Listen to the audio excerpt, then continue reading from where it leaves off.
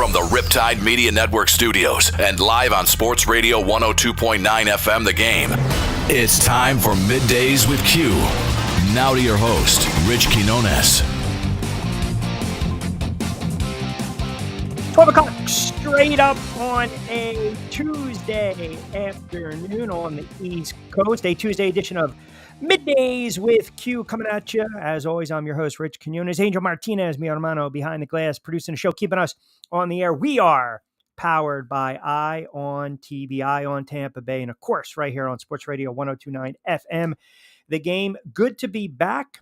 Good to be back with everyone, and I hope everyone is doing well. Bueno, it's amazing, right? Pete gets to go on this nice cruise and relax. Angel gets married, on the beach, sunset, the whole 9 yards. I'm over here grinding, waiting, hustling, sweating, saying to myself, get me back on the air. And we are excited to be back on the air. Exactly right. Listen, I'll tell you this. It would have been a depressing Tuesday for the Florida Panther faithful, which I got to be honest, I don't know if it is a big time Panther following, so to speak. But listen, you're up 3-0 in the Stanley Cup Finals. Then you get waxed 8-1. And all my buddies are like, the series is over. Here comes Edmonton. You start to tighten up a little bit. You got a white knuckler. You go to Game 7. You score first. Edmonton comes right back. And I'm thinking to myself, And listen, I'm a Rangers fan, but I was so enthralled with Game 7 last night. Ultimately, the Florida Panthers win it 2-1. And listen, I'll tell you, you got to give them a boatload of credit for hanging in there. Because I think lesser teams, and congratulations, it's our first Stanley Cup hoisting of the trophy in franchise history. McDavid gets to Conn Smythe, and it's not rare that you see some of these players on losing squads get to Conn Smythe, but be that as it may, Florida did what they needed to do. The crowd, I guess you can say, was behind them. It's tough in the NHL. I mean, this is what the odds makers think already. The Florida Panthers are listed as the favorite to repeat at plus 900, not plus 150, not plus 250, but plus 900. So that tells me right away, if you're thinking about it, that I'm looking at this squad and I'm saying to myself, the parity, right? The parity in the NHL is just on another level. And that's the other thing that we have to get into. So we'll get your thoughts on that as well. 727-858-6650. That'll get you involved. And again, we'll take you up to 2 o'clock straight up. Lloyd Vance is going to join us about 12:15-ish, 12:20. And you guys can always follow on X as well, at Rich Q and Q. And as I mentioned, we got a lot of stuff to dive into. I put up the numbers. Panthers right now, they are plus 900 to repeat as champ. You also have a situation where you're looking at a couple other teams that, quite frankly, I mean, put this in perspective right now. 2019, 2020, 2021, Tampa Bay, they went back.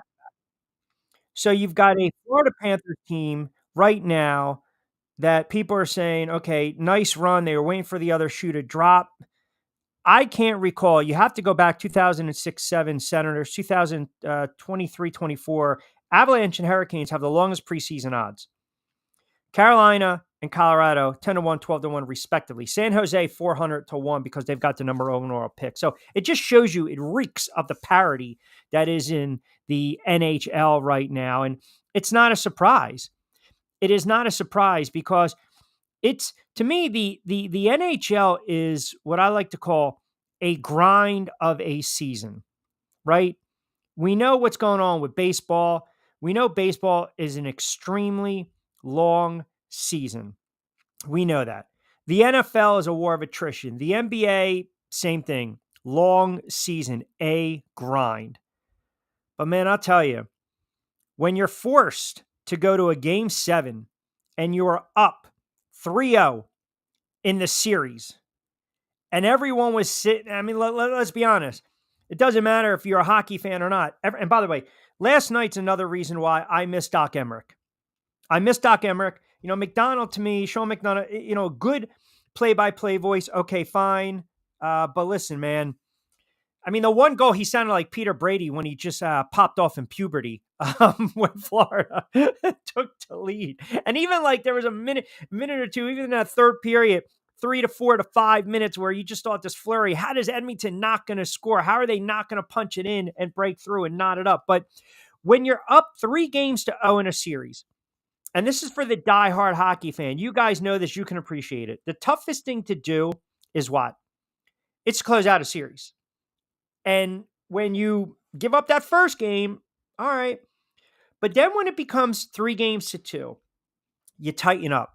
Then when it becomes 3-3 in a game 7 in the NHL, I don't care about home ice. Anything can happen. You have a fluky bounce of the puck. And we saw last night, we saw throughout this series, pucks hitting crossbars, pucks just not being scooped up, end to end. We saw some sloppy play here and there. Florida had to work so hard, and Edmonton just seemed as though they were in the Panthers' offensive end for most of the series, starting from game 4 when they started to wake up. But the odds makers think the Florida Panthers have an opportunity to not only get back, but to defend. So we'll see what you guys think on that one as well. 727-858-6650. The other top story, and a couple of them, the other top story, the NBA. And we talked a little bit about this before Pete and Angel went on vacay and Angel got married and whatnot and everything. And again, congratulations to him and Debbie. I thought when Jonathan Marshall was on, we talked about these jobs in the NBA. We talked about these jobs that I guess you can say, I don't want to put this under the microscope, right? But the NBA is a players-driven league. The NBA is for who? Let's be honest. It's for the players, man. The players run the friggin' league. So yesterday, when I heard, JJ Redick was going to be the new head coach of the Los Angeles Lakers, I was texting my buddies and I was like, look, man, I don't think this is a good fit. I mentioned it with Jonathan Marshall. You have a situation where the Lakers are a great franchise, historic franchise, I should say. They haven't been great aside from, winning the title in the bubble. But if you're talking about the 70s, the 80s, okay, fine. We all know that, right? And then Shaq and Kobe. So when Hurley turns down 6 years, $70 million, you're starting to think to yourself, okay, maybe JJ Redick, the ego's going to get hit. They're going in a different direction. They're not really concerned with him. They want to go in another direction. And I'm watching this presser last night, and Rob Pelinka, the GM of the Lakers, talking about head coaching experience in the NBA and NBA experience. They're really experience and NBA head coaching experience aren't mutually exclusive. Okay, fine. Then I got to listen to JJ Redick stand up there and talk about the inexperience. And he says, look, I don't give an F. Okay, first of all, come on, man. Don't be a friggin' clown at your presser. Like, don't get the clout. You're not chasing here. You're JJ Redick. We know what you did in the NBA. We know what you did in your career. We know you were doing the podcast. We understand all that stuff. But you're representing a historic franchise in the NBA. Don't sound like a friggin' coach that's going to coach the YMCA on a Saturday afternoon. You sound like a goofball. And I can tell you this right now. And there had to be a clause in the contract talking about getting rid of this podcast as well. I'll say this right now on the record. I'll go on the record as we speak on June 25th. At what time we got here? We got to mark it down here. We're looking at 12:12. 12:10, 12:10, 12:10, 12:10, 12:12, whatever it is. We might have breaking news right here. I'm telling you right now, JJ Redick will not last 2 seasons as head coach with the Los Angeles Lakers. It's a bad fit. I understand he's recently removed from the game. He was doing the podcast with LeBron. He's friendly with a lot of these players. We saw him on TV as a talking head. I'm not sitting there saying because he's a younger guy. That's not what I'm insinuating. This is a roster that you look at LeBron, you look at Davis, you've got Reeves, you got Russell, who was a no-show in the playoffs. You got a 1-2 punch. That's pretty much it. LeBron's getting older. This roster is getting older. It's poorly constructed. do not think for a minute that this Lakers team is going to run roughshod through the Western Conference. They're plus 4,000 to win the NBA championship. I don't even think they're a playoff team right now. And I can see LeBron getting pissed off at some point of the season, midway through, or in year number 2. And that's going to be it for JJ Redick. So we'll get your thoughts as well. 727-858-6650. A lot of sports news to dive into on this very, very busy Tuesday. So I will tell you this. We've got Lloyd Vance in a couple minutes on the NFL. I want to get into some baseball. We'll get our plays and picks from our good friends over at Play It Again Sports. Want to remind everyone, too, that we are powered by Ion Tampa Bay. If you want breaking news, alerts, they report accidents, traffic, weather, check them out online, Ion Tampa Bay. And, of course, we are powered by them and appreciate their partnership going forward. 727-858-6650. That'll get you involved in two-way talk. You guys can text with us. You can comment. We're on X. We're on YouTube Live as well, Facebook. So a lot of stuff to dive into. And I just think the NBA, I look at some of these contracts for some of these players. Kenny Atkinson takes the Cleveland head coaching job, right? So he's a pretty good assistant with Golden State. Their first order of business is going to try to secure Donovan Mitchell. They got 2 good players in LeVert and Allen. You look at what's going on in the Knicks, and OG is going to opt out. You look what's going on in the 76ers. Who knows what they're going to do. They got to pay their players. Embiid's getting older. Milwaukee with Giannis. OKC arrived early. Denver is still Denver. The NBA, just like the NHL, there's really parity in those leagues. When we look at the NFL, safe to surmise that in the NFL, there's 5 teams that we can really, with confidence, mind you, say these are the teams that are going to be there every season. These are the teams that come January into February, you can count on one hand. You're going to get Kansas City. You're going to get the Buffaloes. Look, it pains me to say you'll get, over the last several years, you'll get a Dallas Cowboys, you'll get a Philadelphia Eagles, you'll get Cincinnati. There's really not a boatload of great teams in the NFL, right? And I'm sure I'm missing one or two, but Miami, you'll get these teams, a handful of teams. Other than that, when you break down these divisions and you look at all these divisions in the NFL, the NFC East, it's a 2-team race. It's Dallas and the Eagles, even though I think Dallas takes a step backwards. Green Bay is not Green Bay, even though they had a nice year. What hurts? You look at the AFC South, the Texans are on the rise. The Colts hoping that their quarterback is healthy. You keep going through it over and over and over. You look at Denver. You look at Kansas City. You look at the Raiders. You look at the Chargers. 5 to 6 teams in the NFL are really good.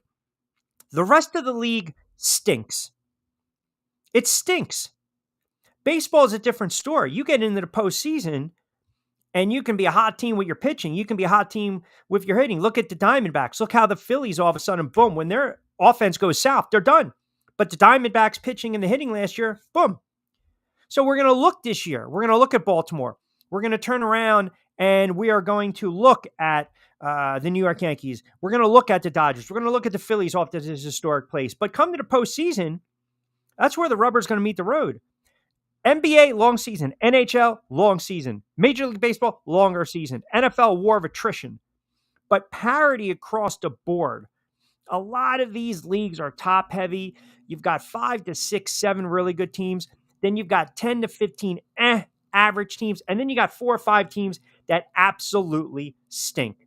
All right, 15 past 12 o'clock hour, just cranking it up on a Tuesday edition of Middays with Q, coming at you live on Sports Radio 102.9 FM, the game, South Florida's newest game in town. You guys must be enjoying I guess you can say, the buzz down there in Florida, right? I mean, you got the Panthers, you got the Everblades, you got Miami starting, the Dolphins, you got the Bucks, you got the Heat, Summer League. You guys got a lot of stuff cooking down there in Florida. And listen, it's fun to watch teams win championships for the first time. Now, I will say this. It pained me when the Giants had one of their worst seasons in franchise history. And conversely, I had to watch the friggin' Philadelphia Eagles, with a backup, mind you, win a Super Bowl. It absolutely pained me. And I'll never forget, I went on the air the next day and I was bombarded. I just finally hey, talk to me when you win a Super Bowl. I couldn't use that anymore. It ran its course, and I had nothing else in the chamber. Bullets were pumped out. I had nothing else to give. That was pretty much it. All right. 15 past the 12 o'clock hour. Angels cue me. We'll take a quick timeout. Do not forget, as always, though, this is a Tuesday edition of Middays with Q right here on Sports Radio 1029 FM. The Game, Southwest Florida's newest game in town. We are indeed powered by Eye on Tampa Bay. Give them a follow. You can click the link on the Broad Street South website as well. These guys do a fantastic job when you're talking about anything breaking that's going on in Southwest Florida, in Tampa Bay. These guys are absolutely Johnny on the spot. And as I alluded to this, with traffic, summertime, beach weather reports, definitely give them a follow. They are pretty much on top of everything that's going on. And they're really doing a great job. I know they just also reported a while ago, looks like it's cleared up. Northbound lanes on US 19 were closed to a vehicle crash, but that was about 3 or 4 hours ago. Hopefully they clean that up as well. All right, so Lloyd Vance on the other side, a little NFL talk. You guys can tweet at me, at RichQ on Q. Keep it locked in. As a reminder, you start your morning off 7 to 10 with the Pete Sheppard Show, hosted by Pete Sheppard. Then you got Martinez and Company from 10 to 12 with me, Armano. I guess you can say, newly minted, crowned, happy. I don't want to say blushing bride, but blushing groom. Is that accurate? Am I allowed to say that? Can I say blushing groom? I'm not going to hear from, the powers that be. I can do that. I can get away with that. All right. That's all I wanted to know. The blushing groom, Angel Martinez. All right. So, and then myself, Middays with Q from 12 to 2. A lot of stuff going on. We got some new shows and content coming. We appreciate all the support and the love and the feedback. Keep it coming. Lloyd Vance on the other side. 17 past 12 o'clock hour, just cranking up on a Tuesday edition of Middays with Q. Adopt US Kids presents What to Expect When You're Expecting. A teenager. Learning the lingo. Today I'm going to help parents translate teen slang. Now, when a teen says something is on fleek, it's exactly like saying, that's rad. It simply means that something is awesome or cool. Another one is totes. It's exactly like saying, totally, just shorter. As in, I totes love going to the mall with Becca. Another word you might hear is jelly. Jelly is a shorter, better way to say jealous. As in, Chloe, I am like so jelly of your unicorn phone case. You don't have to speak teen to be a perfect parent. Thousands of teens in foster care will think you're, rad, just the same. To learn more, visit adoptuskids.org. A public service announcement brought to you by the U.S. Department of Health and Human Services, Adopt U.S. Kids, and the Ad Council. This is the story of a very special woman. In a matter of seconds, she turned herself into a great mathematician or an entrepreneur. Her knowledge was limitless and still is. She could also make monsters disappear, especially those that lurked in the shadows under the bed. Once, this woman put back together a teenage girl's broken heart, which had been shattered in 1,000 pieces, just by giving her a bear hug. She masqueraded as a regular person at work, but as a superhero at home. Everyone knows her as Gabriella. I still call her Mom. Your hero needs you now, and AARP is here to help. Find the care guides you need to help, complete with tips and resources at aarp.org/caregiving. A public service announcement brought to you by AARP and the Ad Council.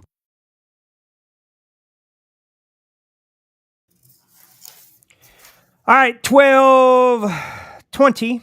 A familiar face pops up on my screen. 12:20 on a Tuesday edition of Middays with Q. Rich Quinones here, exclusively on Sports Radio 1029 FM. The Game, Southwest Florida's newest game in town, powered by Eye on Tampa Bay. We'll give you some traffic updates in about 10 to 15, hitting the roadways. But with that, we welcome in the host of Lloyd Vance's Insider Football on the aforementioned Sports Radio 1029 FM. The Game, our good friend Lloyd Vance. What's going on, my friend? Doing good, Q, man. Me and Angel were back in the saddle last night with Kevin and had a good show. So ready to talk some football. That's always good to hear. I was wondering, what would we equate? And I know what you're going to say. So Florida wins the Stanley Cup last night. They're up 3-0. They forced a game 7. They almost choked it away. I guess I'll let you answer first. I mean, what do we equate if they would have lost that in 7 games, that choke job, epic collapse? I mean, first thing that comes to mind, NFL would be what? Wow. To me, it would have to be the 18-0 New England Patriots losing in 2007 Wow. in the Super Bowl, losing their perfect season to the New York Giants, man. I'd probably say that was probably one of the biggest upsets. Well, that's an upset, right? I'm talking, I mean, I was going to say New England and Atlanta in the Super Bowl, right? Yeah, I mean, you're up 28. If you're talking about choke jobs, spitting a bit, yes, yes, that was, Matt Ryan's team, and that will haunt those guys forever. Shanahan, Matt Ryan, all those guys. Yeah, crazy to think about it, right? Because we always talk about coaching staffs in the NFL and how they're put together and how they're constructed. And you had a situation in that Super Bowl, that third down opportunity where the block is missed. And the back, I don't know if it was Booker, I forget the back at the time for Atlanta, whiffed on the block. And that's when they get the turnover, the New England Patriots do. And all of a sudden, the complexion of that game changes. Now, I mentioned this during the opening.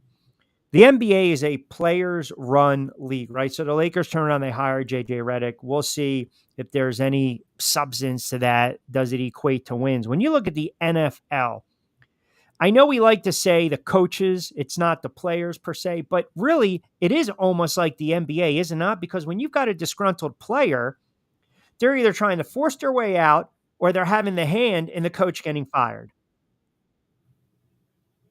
Yeah, and it's whoever has the owner's ear, really, Q. And we know in the NBA, players can get to the owner. In the NFL, there are layers. You have your general manager, you have a bunch of people in the front office, you have the head coach, your position coach, etc. And unless that player has the ilk of a Tom Brady, you don't see too often that interaction with the owner that we see in the NBA. So. Some quarterbacks are trying it. Your buddy Aaron Rodgers, I'd have to equate to him. He tried to build his own team, and he has all his guys there in New York with him for the Jets, and we'll see if that's going to work out. But too often, most of the times, even the quarterbacks are replaceable. We've seen Peyton Manning and several other guys switch teams late in their career.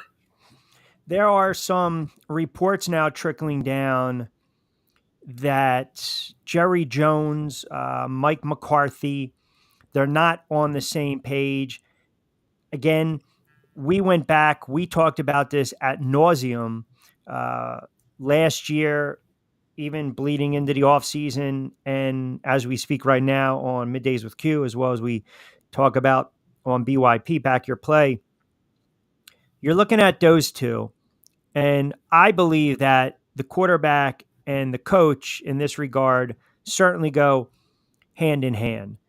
With that being said, they're going to want new contracts. You just get the sense that anything less than a Super Bowl win and Dak Prescott having an MVP-like year and Mike McCarthy coaching for his career, anything less than that, culminating in a Super Bowl win, those two are going to be gone. They're going to be out. I mean, you're going to see an overhaul with the Dallas Cowboys. I believe they're in store for a very long season. But when you start to hear this disconnect coming down with Jerry Jones and Mike McCarthy, listen, they're both, if you think about it, Mike McCarthy with his in-game adjustments, they don't even exist. And Jerry Jones is more of a de facto owner / GM who roams the sidelines. And after a while, it's got to be a distraction to a team. I mean, if you're Mike McCarthy, maybe it's the best case scenario where you do get fired. But where you are right now with the Dallas Cowboys in that relationship. Yeah, Q, it's crazy because this team's coming off back-to-back 13-win seasons. Obviously, we know that it's playoffs or bust, and they've been embarrassed the last couple of years in the playoffs, particularly against Green Bay this year. Just didn't really show up in the game. And you're right, a big disconnect in terms of the owner and several people. He talked glowingly coming out of last season. Oh, we're going to do everything this offseason. We're going to change some things. We're going to make sure we're ready to roll.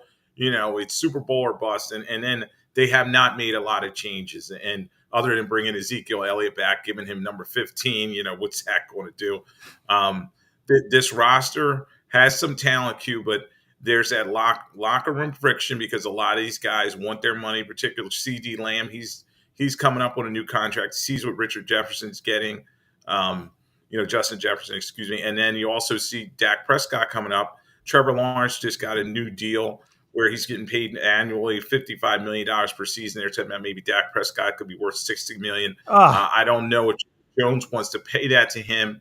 And then Mike McCarthy, he's a lame duck coach. He's coming in there, and you can see that disconnect. Kellen Moore was always the coach in waiting, and he got tired of sitting behind McCarthy, and he went over to the Chargers, and now he's with the Eagles. And Dallas is in disconnect, and there's some bad foreshadowing. I kind of hear it from you, moving forward with this team. I just think they're in line for having a bad season. Last year they put up a lot of wins, but I just think things are just going to start falling apart. And Jerry Jones is old.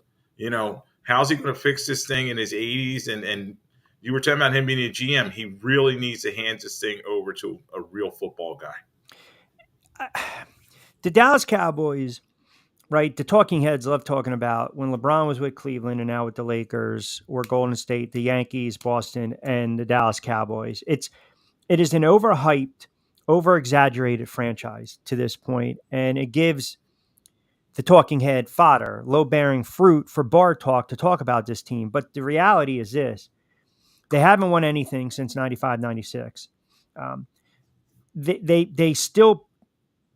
They'll bask in the glory years, right? And that's not where we're at in the NFL. Like, you have to make changes.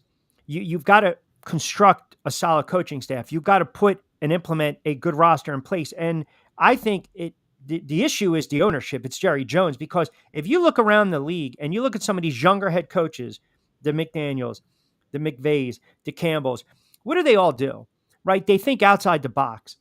They're a little more aggressive in their approach. And sometimes it backfires. Okay, fine. We saw it with Campbell. I still have no problem with that fourth down play. I think it was the design for the wrong wide receiver, but be that as it may, against 49ers, they take shots.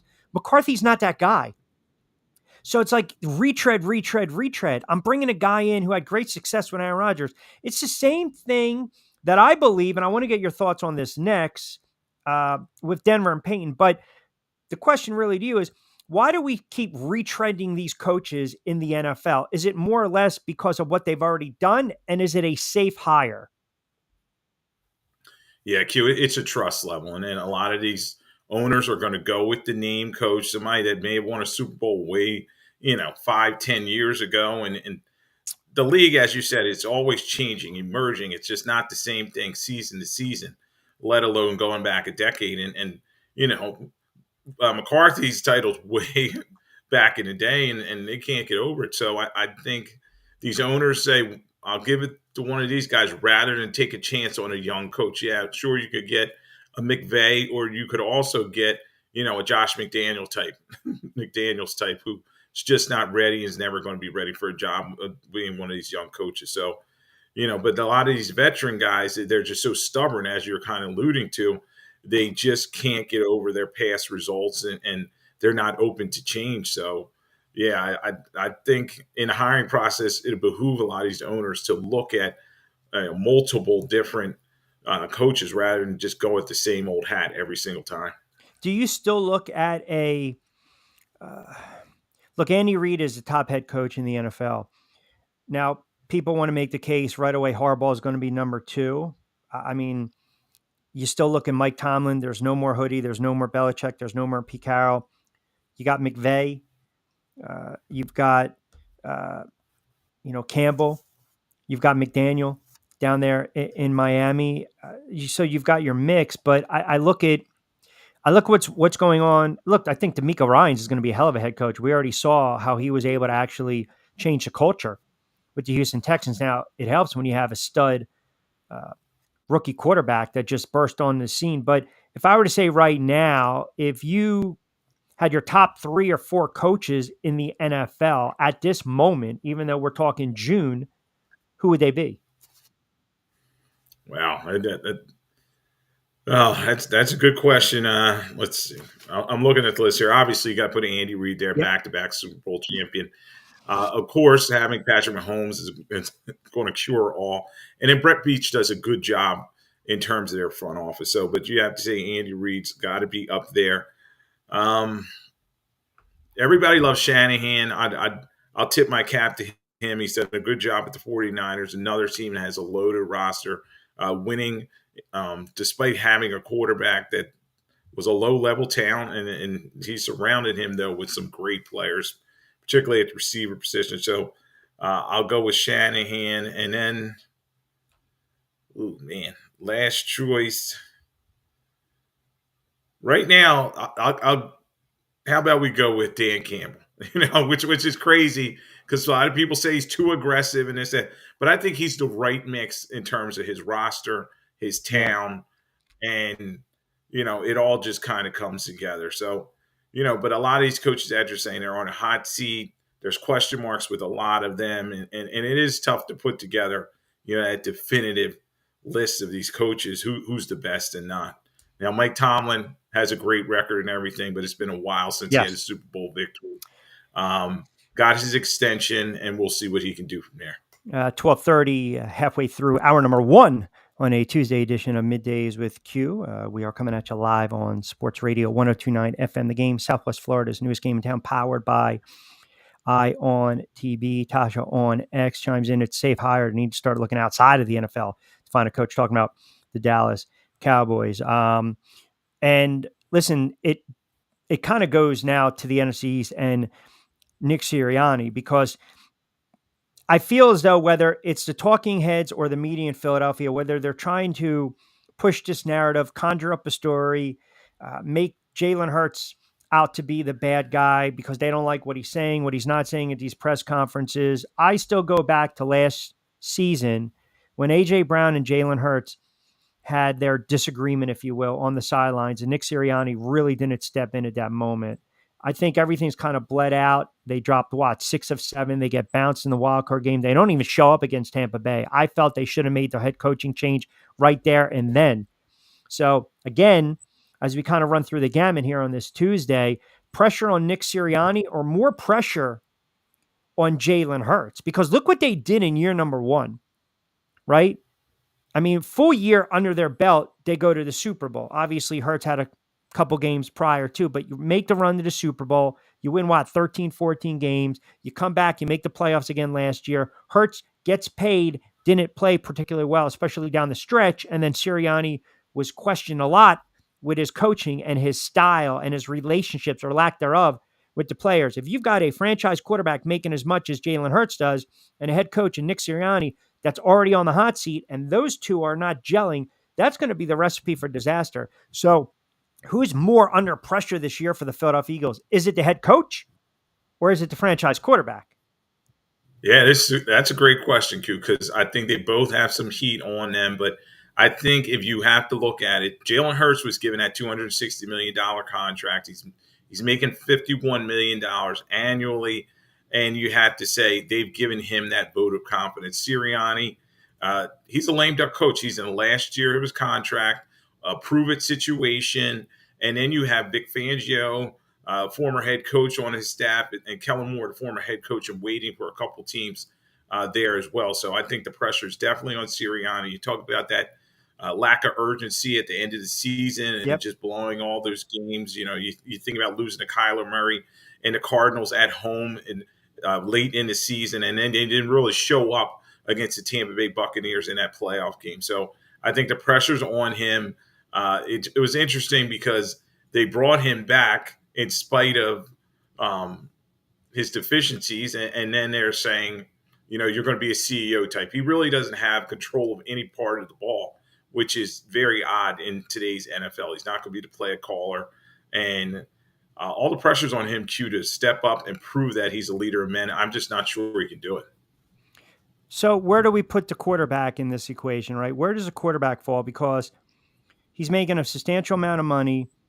And what's interesting is you and I have gone back and forth. I think people look at Jalen Hurts and they think he's a very good quarterback. I think they look at him and say he's a good quarterback. Remember, Jalen Hurts is drafted, and the talk was you're just going to be a quality backup to then Carson Wentz. And you know how I feel about some of these talking heads, right? I don't And look, we're two of them, let's be honest. But I just think it's ludicrous when you start to say, well, if the quarterback doesn't start to get it or say the right things, he's not going to be the quarterback going forward. They have a substantial amount of stock and money and capital put in to Jalen Hurts. Listen, they want Hurts.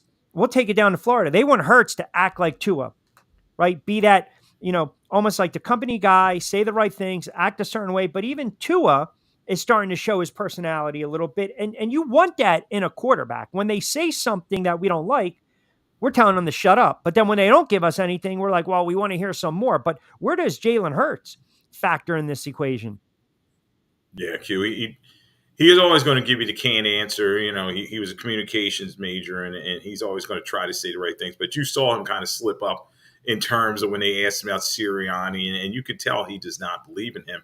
So this is a big situation for him to step up this season. He has got to work with Kellen Moore to kind of clean everything up. Last year, 23 touchdowns, 15 interceptions. Too often he forced the ball into double, triple coverage, and the pressure's on him because one of the Eagles' mouthpieces here in the Philadelphia area where I am came right out and said they may wince him if he does not have that type of season that they're expecting. Nonsense, please, not to cut you off. What do they want?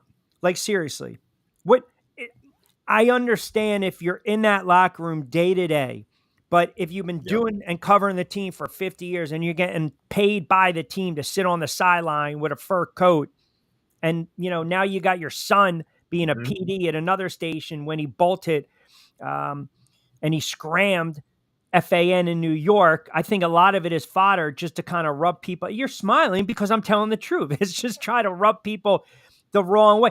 That mouthpieces are in every market. We know that. They're in every market from top to bottom, left to right. But I think what they're doing, not you per se, but what they're trying to do is push this narrative. Now, the funny thing is, what are the chances if Hurts struggles and they're out to a 2-5 start? What are they going to clamor for Pickett? Yeah, they're not going to make a change in season, and it would have to be next season. And knowing Jeffrey Lurie, he does not like to throw money to bed, so they would have to eat like a Russell Wilson type contract situation because they gave him a nice signing bonus. There's some good guaranteed money on that contract, and they'd have to eat a lot of it. So I think Hurts is definitely, he has this season and possibly next season to prove himself. Obviously, you want the guy that went to the Super Bowl in 2022 that was a dynamic player and took care of the football. Obviously, in the Super Bowl, he had that very bad fumble that was returned for a touchdown, but played very well. And last year, he kind of got away with his former game plan. So I think he's got to get back to being healthy, number one, and then just not forcing the football.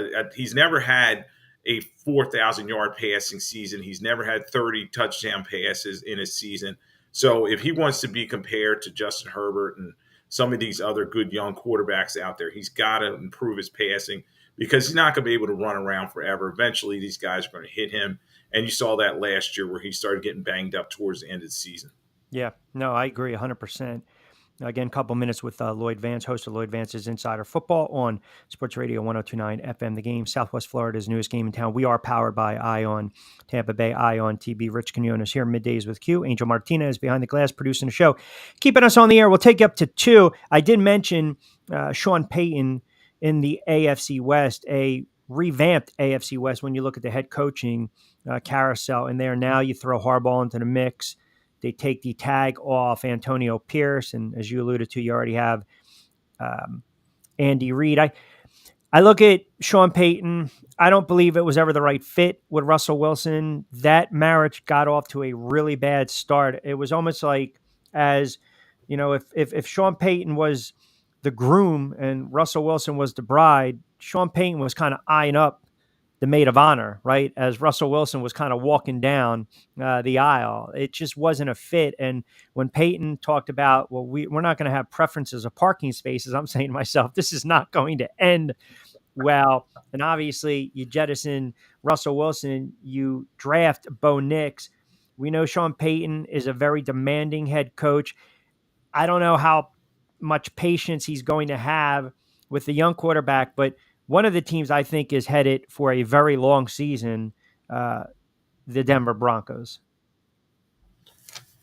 Yeah, surprisingly, last year they finished at 8-9, despite all that disconnect between the coach and quarterback. But you talked about a wedding, and George Payton, the GM, might have had a shotgun there because he kind of put Payton, Sean Payton with Russell Wilson, and as you said, it just did not fit. Russell Wilson did have 26 touchdowns, 8 interceptions, but if you look behind the numbers, it just was spotty play, Q, and they lost too many games where they had an opportunity to win, snatched defeat from the jaws of victory, and it's just something that was not going to work. And then when I look at I'm previewing, you and I have looked at it, and on my show, we're looking at all the divisions, all the teams, and this roster is kind of devoid of talent. At the receiver position, they have older guys who've kind of struggled over the years. The offensive line's been always kind of patchwork, and then defensively, you have Surtain Jr., but not much else there. So I do agree with you that the Denver Broncos are probably in for a very long season. And then to make matters worse, they have to pay Russell Wilson $39 million to be the quarterback of the Pittsburgh Steelers.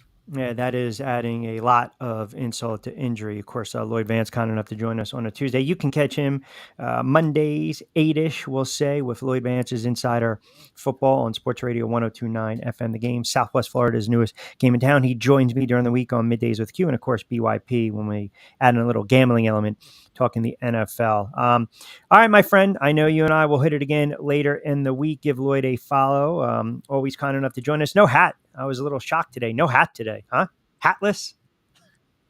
Yeah, I went hatless. I got the fresh cut last week. So, you got the goat coming in nice, and you got the nice little fade all cleaned up and ready to go. Camera ready, as we like to say in the business. Nice. Getting ready for training camp. We'll be here before we know it, brother. This is true. And we, back in the day, we all used to sit out there and just sweat in 1,000 friggin' degree heat. That's the one thing I don't miss from covering the NFL was having, it didn't matter where I was going, whether it was Lehigh, whether it was Albany. I was just like, man, are you kidding me? For what? To get 5 minutes of sound? No, thank you. No. I used to always love on the sidelines, listen to the players all complain about being in the dorm room, all that stuff. Yeah, no, exactly. So, all right, brother, appreciate a couple moments, man. We'll chat later in the week on BYP. Always appreciate you, pal. All right, Q, thanks for having me on. All right, you got it. Our good friend Lloyd Vance, give him a follow on X, and you guys can chime in as well. 727-858-6650. It is a Tuesday edition of Middays with Q. Rich Quinones is here. We're powered by Ion TV, and we are certainly coming at you live on Sports Radio 102.9 FM The Game, Southwest Florida's newest game in town. We'll take a quick timeout. We'll come back. We will wrap up hour number 1. We'll get into a little more NBA in hour number 2. I definitely want to get into some baseball. I've got my plays and my picks as well from our good friends over at Pia Played Again Sports. So keep it locked in. We'll take you up to 2 o'clock right here on a Tuesday edition of Middays with Q. Hey, Dad, your prescription will be ready in just a minute. Hey, Dad, your laundry will be ready in just a minute. Dad, your lunch will be ready in just a minute. Hey, honey. Why don't you take a minute? When you help care for a loved one, you give them as much time as you can, making sure they're safe and comfortable. But it's just as important that you take some time for yourself. At AARP, we can help with information and useful tips on how you can maintain a healthy life balance, care for your own physical and mental well-being, and manage the challenges of caring for a loved one. Because the better care you take of yourself, the better care you can provide for your loved one. Thanks, Dad. Thank you. You're there for them. We're here for you. Find free care guides to support you and your loved one at aarp.org/caregiving. That's aarp.org/caregiving. A public service announcement brought to you by AARP and the Ad Council.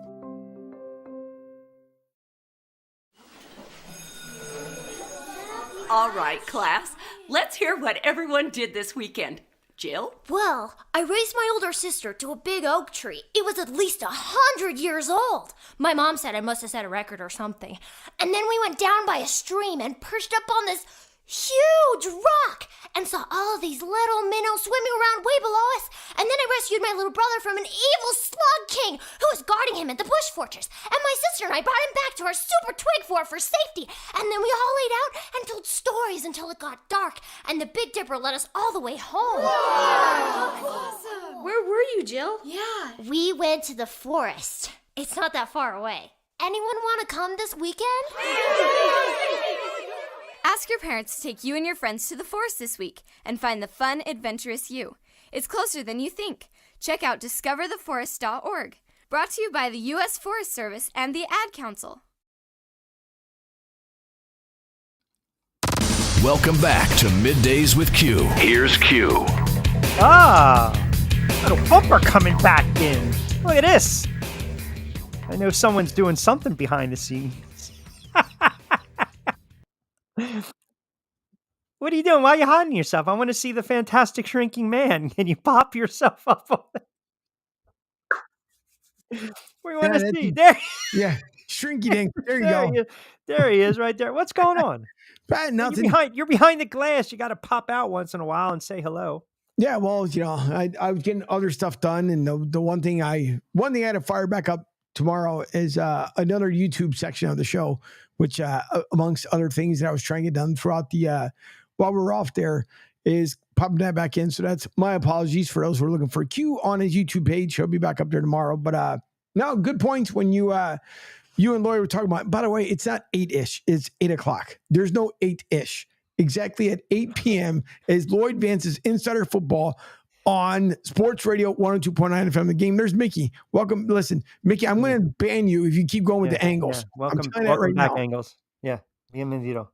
But no, I think the one thing guys... Hold on. Whoa. I say 8-ish. Hold on. Let's put this in context now. All right. We know Lloyd, who's probably still listening, has a tendency to, what's what I'm looking for, float in and float out. So 8-ish, we're you know what? You're right, because we are legit.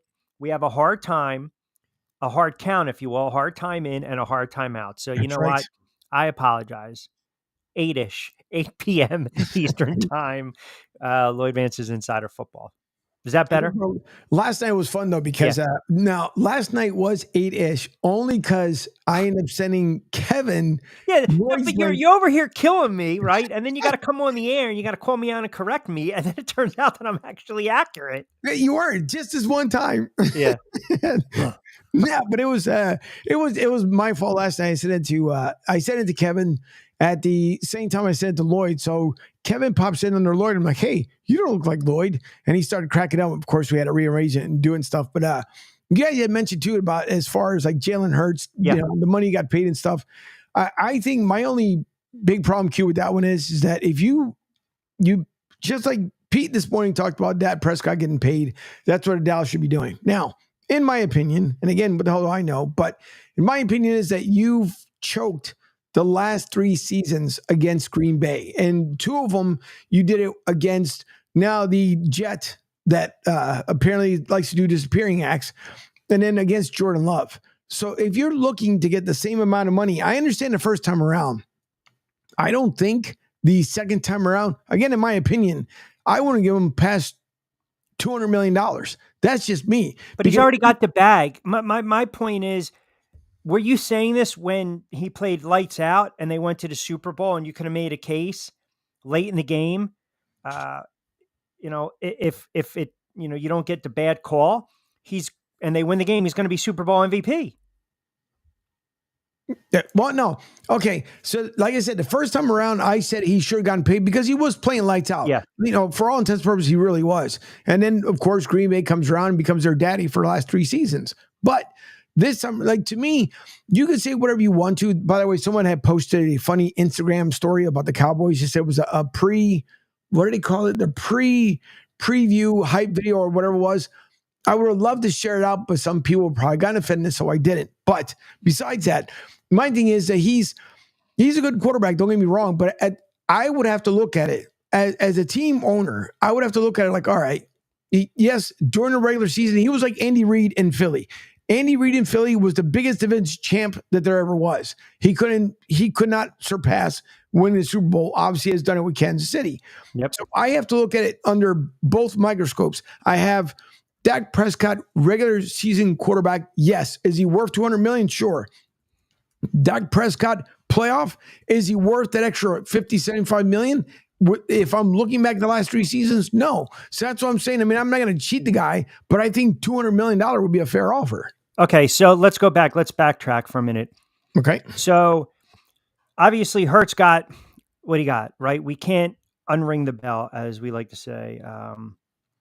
So you're looking at the money and you want that to equate to success on the field. And I'm sure there are other teams, Cincinnati with Burrow, Goff with the Lions, Tua with Miami. There are people in Miami.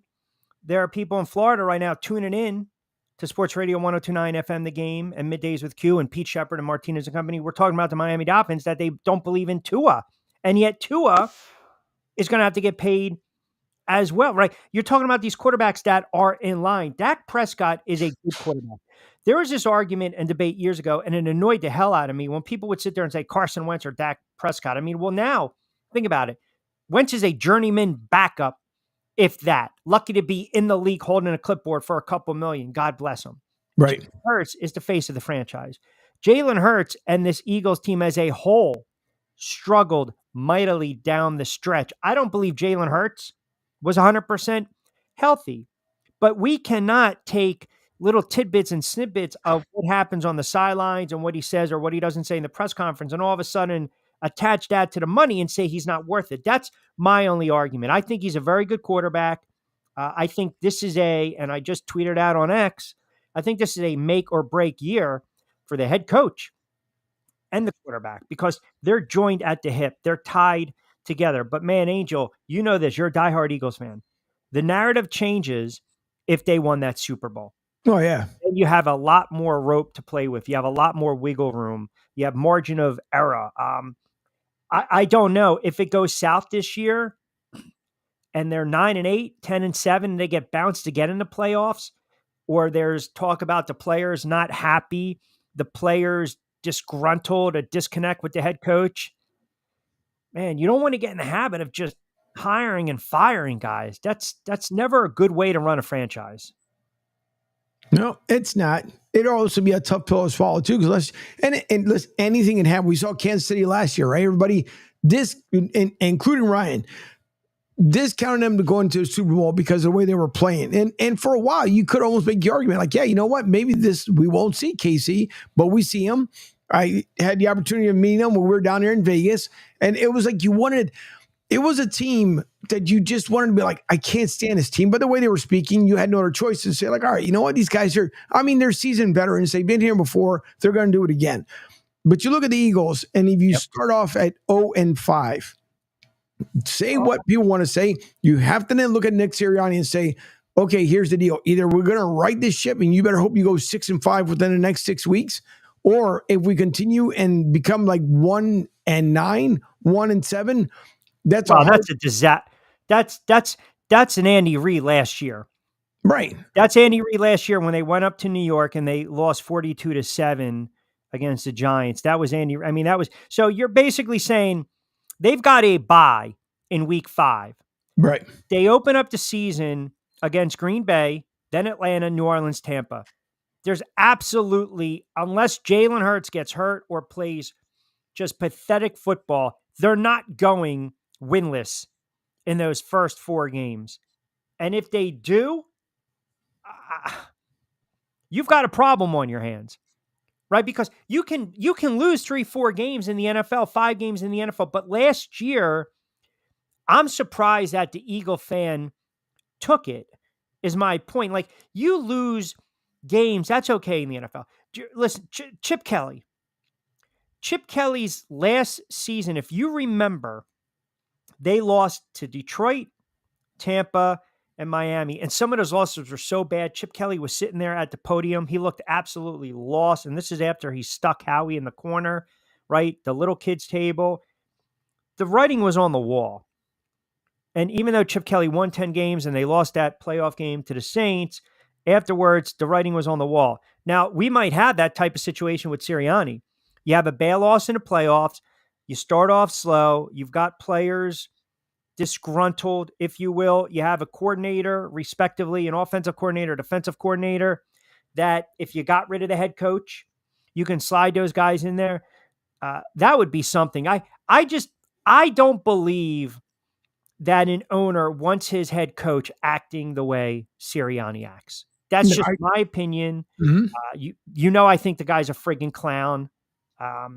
It just reminds me of the antics that I saw. Even sometimes with, Brian Daboll.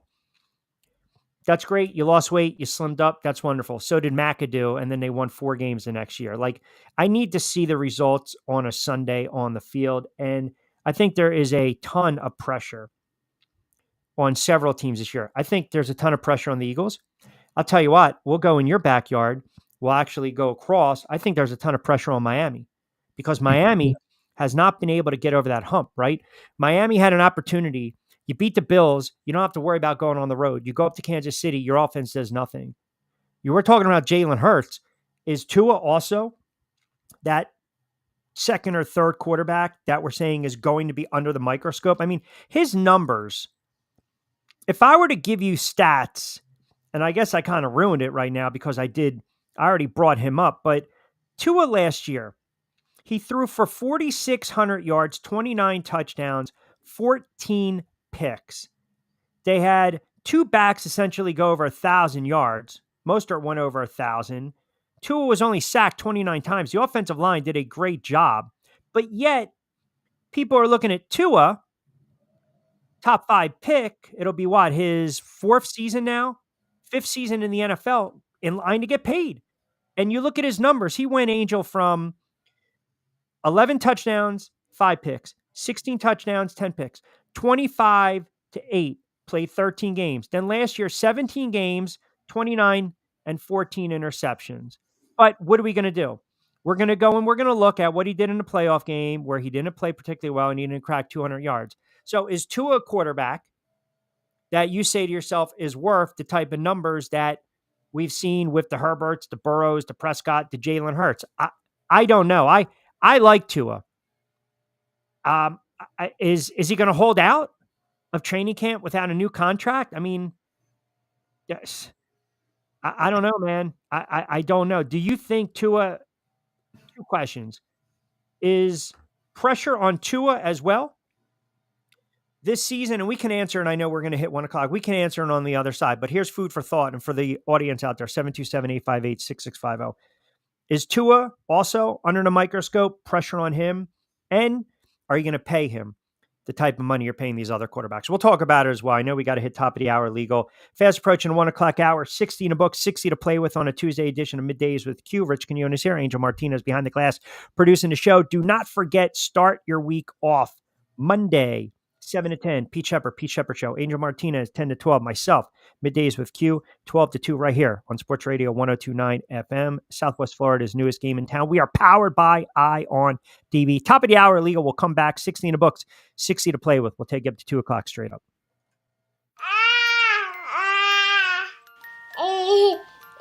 To some people, the sound of a baby babbling doesn't mean much. But that's not necessarily true. By 6 months, they're combining vowels and consonants. By 9 months, they're trying out different kinds of sounds.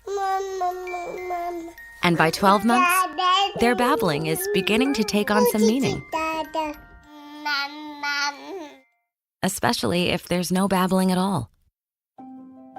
Little to no babbling by 12 months or later is just one of the possible signs of autism in children. Early screening and intervention can make a lifetime of difference and unlock a world of possibilities. Take the first step at autismspeaks.org.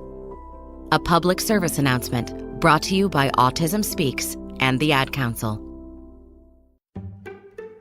The following is made possible by Dad. Why was the basketball court all wet? Because the players kept dribbling all over it. The dad joke. Corny, grown-worthy, but also one of the simplest ways to share a moment with your kids. Why do you have to be careful when it's raining cats and dogs? Because you might step in a poodle. And kids that spend more time with their dads grow up to be smarter, more successful. Can I tell you a cat joke? Just kidding. And with any luck, funnier adults. Why didn't the skeleton go to the dance? because he didn't have anybody to go with. Dad jokes rule. So take a moment to make a moment and give your kid a laugh. It's as easy as going to fatherhood.gov. Brought to you by the U.S. Department of Health and Human Services and the Ad Council. That's really funny.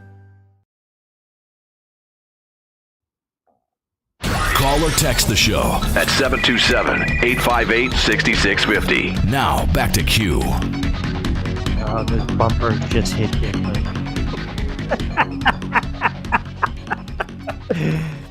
Sounds like an AI generated, but now back to Q. It is no AI. 858-665. What's that? It's no AI. Right. We have the receipts to prove it. All right. 16 the books, 60 to play with. Appreciate everyone keeping us tuned in as well. Do not forget, download the Sports Radio 1029 FM, The Game app. As always, we are powered by our new friends at ION TV. Check them out online for breaking news, weather, sports, traffic alerts. Rich Quinones here. Angel Martinez behind the glass. 60 to play with on this Tuesday. We'll put it up on demand as well on the YouTube channel, Broad Street South. Live, and of course, my YouTube channel, Rich Q and Q. All right, so I mentioned you Tua for the Miami audience down there. So I think Miami is in a precarious position. If you are Tua, you're thinking to yourself, do I hold out? Do I show up? Do I hold out without a new contract? And really the question is, will the Dolphins give him one, right? If they don't, what do you do about that? But at some point, Angel, before the Miami Dolphins open training camp, you're going to make a firm and final offer, right? We've talked about this, you and I, in depthly, right? Sometimes you got to fish or cut bait, right? So now, what are we doing? Are we going to give you security and cash, but not the market value? So whether I'm going to sit there and pay you $24 million in 2024, I'll see what happens in 2025. I don't know. I like Tua. I don't know if Tua's a top 5 quarterback, but the kid wins. And I guess when you're looking at the money you want to pay him and the length of the contract, the first thing that comes to mind is consistency. Well, I would say the first thing that comes to mind is the health. So I'll throw it to you. You look at Tua. Is he worth those dollars that I mentioned as we are leading into the 1 o'clock hour? Would you pay him? I would pay him, but I also think, too, he should not be holding out for any reason whatsoever. Because to me, any player, any athlete, this whole holdout thing is really starting to get out of hand because you have, and it started with Zeke Elliott going to Mexico to do his contract negotiate, no workout, no connection with the team, nothing whatsoever. Yet his agent pulled out the super deal for him while he was out there basically taking extra time off is the way I see it. So a lot of these guys, they want to hold out because, if I really mean that much to the team, to me, it's one of those things that, if you mean that much to the team, then be the consummate professional. Show up at camp, show up during practices, do everything the team asks you to do, right? You don't have to do anything if you don't want. You can stay home, but you're not going to get paid. Your contract's going to be voided. So for Tua, I think it's the same way too. Why not turn around and still show up at camp as he has? By the way, he still looks, I'm not used to still him slimming down and he's very thin. Yeah. It looks bizarre to me, but that's just me because the way we've seen Tua. But he does look like the ultimate Hawaiian, with his, obviously with the tattoos that Hawaiians and Samoans end up getting. But for me, it's one of those things where he should not hold out. Should he get money? Yes. Are we going to put him also on the radar? Yes, because he's had 2 seasons now to prove that they should have been able to go further, which also puts their young head coach on the line as well. He can't be not on the hot seat. Both of them combined should be, but not the tandem duo of Jalen and Nick Sirianni. It's 2 different things.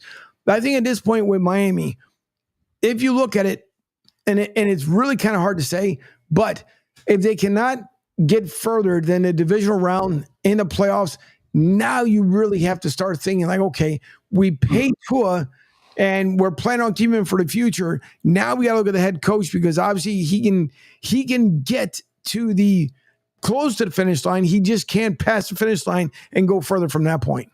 So when you look at dollars and cents, right, you got a player in the NFL in his 5th-year option. So he'll be subject to fines about $40,000.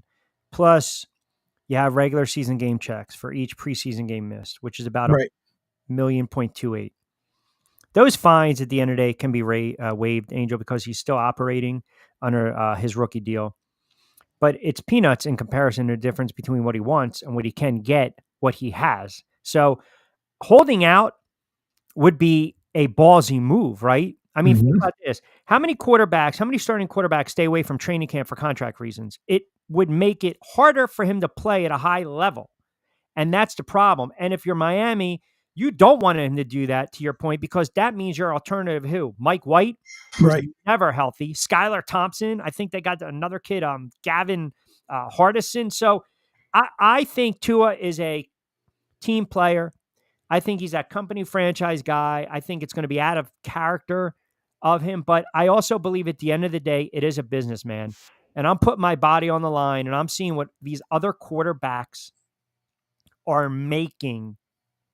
And I mean, how do you not get a little envious? How do you not turn around and say, man, okay, it would definitely be a very gutsy, ballsy move, but he's improved every year he's been in the NFL. I mean, that's the thing. I mean, the first 4, 5, 6 games last year, we were talking about Tua as an MVP. I mean, so we were talking about Jalen Hurts as an MVP. Right. I mean, if they didn't struggle late, we could have made the case for and against Jalen Hurts being MVP in the league. There are some quarterbacks that I believe don't have a chance in hell sticking with their franchises beyond this season. One of them is Daniel Jones. Mm-hmm. I think aside from, and let me say this, I've never been the biggest Daniel Jones fan. It's hard when you have a quarterback for 15, 16 years and you got to accept another guy coming in after the fact, right? Sims was my guy, and then they had a shuffling of quarterbacks. Eli was my guy, and then all of a sudden you bring in Daniel Jones. I like the kid. I actually will root for the kid. I want him to do well.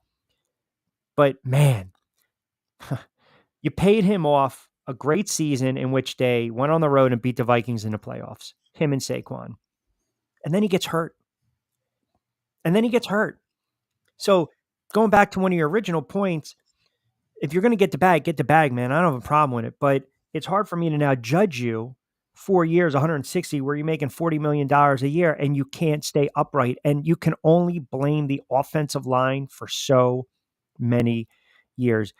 Quarterbacks in the NFL, if you look at Peyton Manning, John Elway, Dan Marino, Tom Brady, trying to think, even Bradshaw back in the day, Troy Aikman, I can give you 5.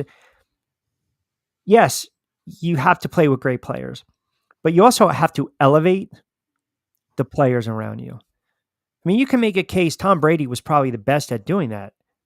How many Hall of Fame wide receivers did Brady play with? Hall of Fame wide receivers. One should come to mind, and they didn't even win. Randy Moss. There you go. And they didn't even win. Right. He was thrown to the branches and the David Pattons of the world, and then slot guys, the Welkers and the Edelmans and the Amendolas.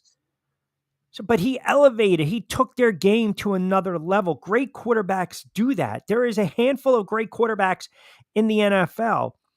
Is Jalen Hurts, is Tua, are they great quarterbacks? I think they're very good.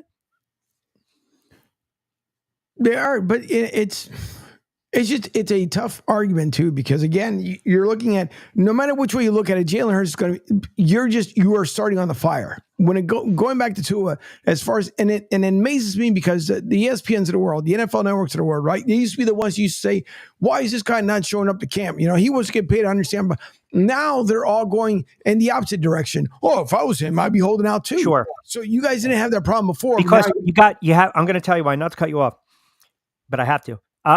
Because they have a lot of former players now. The former players are on the panel, right? So the former player is thinking like what? He's thinking like a player. And if that's me, I'm holding out so I can get the bag.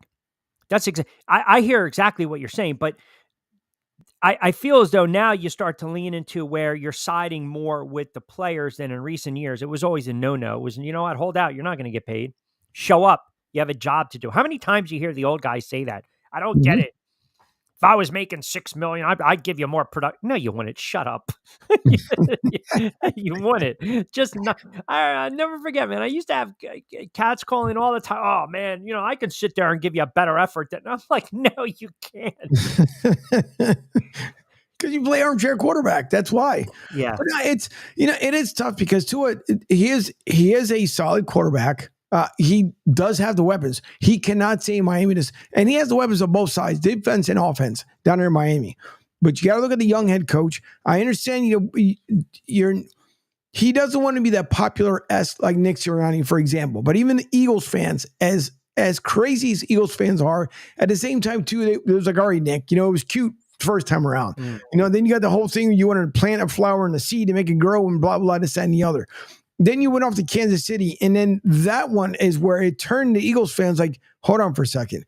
We're going into their house. I understand even if we beat them, but now the level of disrespect is coming from a fan is one thing. Coming from the brass is another. Yeah. That's almost like, Jeffrey Lurie going in there and yelling and screaming too about, oh, my hamburger wasn't done correctly. F you, Kansas City. It wasn't to that aspect, but it's got to get to a point where is enough for Nick Sirianni to turn around and say, all right, you know what? This is last season was a fluke. I want to prove to everybody it's going to be completely different. When you look at Daniels down there the same way in Miami, you got to look at it like, all right, you know what? We've 2 seasons. We've kind of, for all intents and purposes, kind of pooped the bed there a little bit. What do we need to do at this point to get better? And that's what they have to focus on. I'm not a fan. Who's our wide receiver there in over at the Jesus Christ, Tampa Bay, Evans, right? Mike Evans. He could have not shown up if he didn't want to. He did everything by the book, in his book. Doesn't mean that there's an NFL book to go by it. But you're comparing apples and you're comparing apples and oranges. But no, I know. I understand that. But what I'm saying is he didn't hold out because he wanted to show everyone, the fans included, in Tampa Bay, you know what? I'm here. I'm going to do my part as a teammate. I'm going to do my part as an athlete here in the NFL to get paid. Now, he may not have gotten the pay that he was looking for, and he could have gone elsewhere, but he's with Tampa Bay nonetheless. As Brian says, we're not crazy fans. We're passionate fans. And listen, Brian, I'm right there with you because, it's the same way too. By the way, Angel, 2 years, $52 million. 2 years, $52 million. No, that's what I'm saying. 35 guaranteed. So the deal was going to get done, but he's a wide receiver. Right. I understand. Correct. And that's why I'm saying it's not the same. The only comparison where I'm making it to is that he wanted just to let everybody know they can say whatever they want to. And there was talks, very small talk, because around here, Lord knows, listen, Bucs fans, just tune in here because you guys don't get enough. But the local stations around here, let me just get on my soapbox here for a second because the local stations around here, they do a horrific job. There's no talk about the Bucs. They can say that they are. There's plenty of it. There's some pregame show that's supposed to be locally on a CBS down here, 10 Tampa Bay. I don't know where to get it from because it's almost like, Charlie, yeah, listen, stop looking at the monitor. What was it they said yesterday? Oh, yeah, here's what they said. It isn't like New York, like Jersey, like Philly, where you're going to get everything that you need to know about your team. I mean, everything minus local radio, because there's no local radio around here. I can tell you this much to talk about the Bucs only on game days, and that's a preseason. And the funny thing is, that's another thing. That you have a preseason game that comes on between either 8 and 9 or 9 and 10, and then they replay the same thing an hour before the game. Like, what the hell are you doing? How in the world do you not have enough coverage to talk about 2 hours? I can't say anything because they do it in our backyard too. They'll re-air an Eagles game on Thursday. Well, I'm just, hey, listen, I'm not trying to curry favor with the Florida audience. No, I know. But what I'm saying is, though, if you're live, like if it's game day live, I'm sorry. To me, if you have prepped, okay, let's say, and you have NFL coverage starts at 12. So I understand if you do the pregame, like most shows, most stations, they know you're not going to compete with the big boys from 12 to 1 o'clock. You're just not. So if you're going to do a pregame show, and let's just say at 8 o'clock in the morning, and you don't have enough to take you up to 11 o'clock. That's a fair point. Then scale back, maybe go from 9 to 11. Instead of doing from 8 to 9, and here you are repeating the same show at 10 to 11. Yeah, it's markets though, right? I mean, listen, you get the benefit of having gorgeous weather. You have a substantial amount of colleges. We talked about this in the past. Different markets, different flavor for people. But to your point, during the football season, yeah, you want to keep it locked in with Pete, yourself, and myself, because we will give you the bulk of Dolphins and Bucks coverage. Absolutely. But it's just, sometimes you got a displaced fan base as well, and they're not as enthralled. I mean, how many, to be fair now, and I saw, did you see on IG, the Cups in Fort Lauderdale? They Yep. in the beach and whatnot. Hey, enjoy it, right? But I don't know, man. I think certain markets, fan bases are really more, I don't want to say passionate, because I don't like to piss on fan bases. I don't like to do that. I think they're a little more engaged, like the New York, the Philadelphia, the Chicago, the Boston, the DC fan base. I think Florida, there's fans, there's sports fans, they're fanatical. I believe that, but I also believe there's a displaced market of fans where they're coming from the North or out West into Florida. So maybe they're not as fanatical with their teams. And I'm talking out of both sides of my mouth, because I'm not trying to say they're not as passionate per se. I mean, listen, Knicks fans overran Wells Fargo. I mean, think about that. They overran that friggin' place.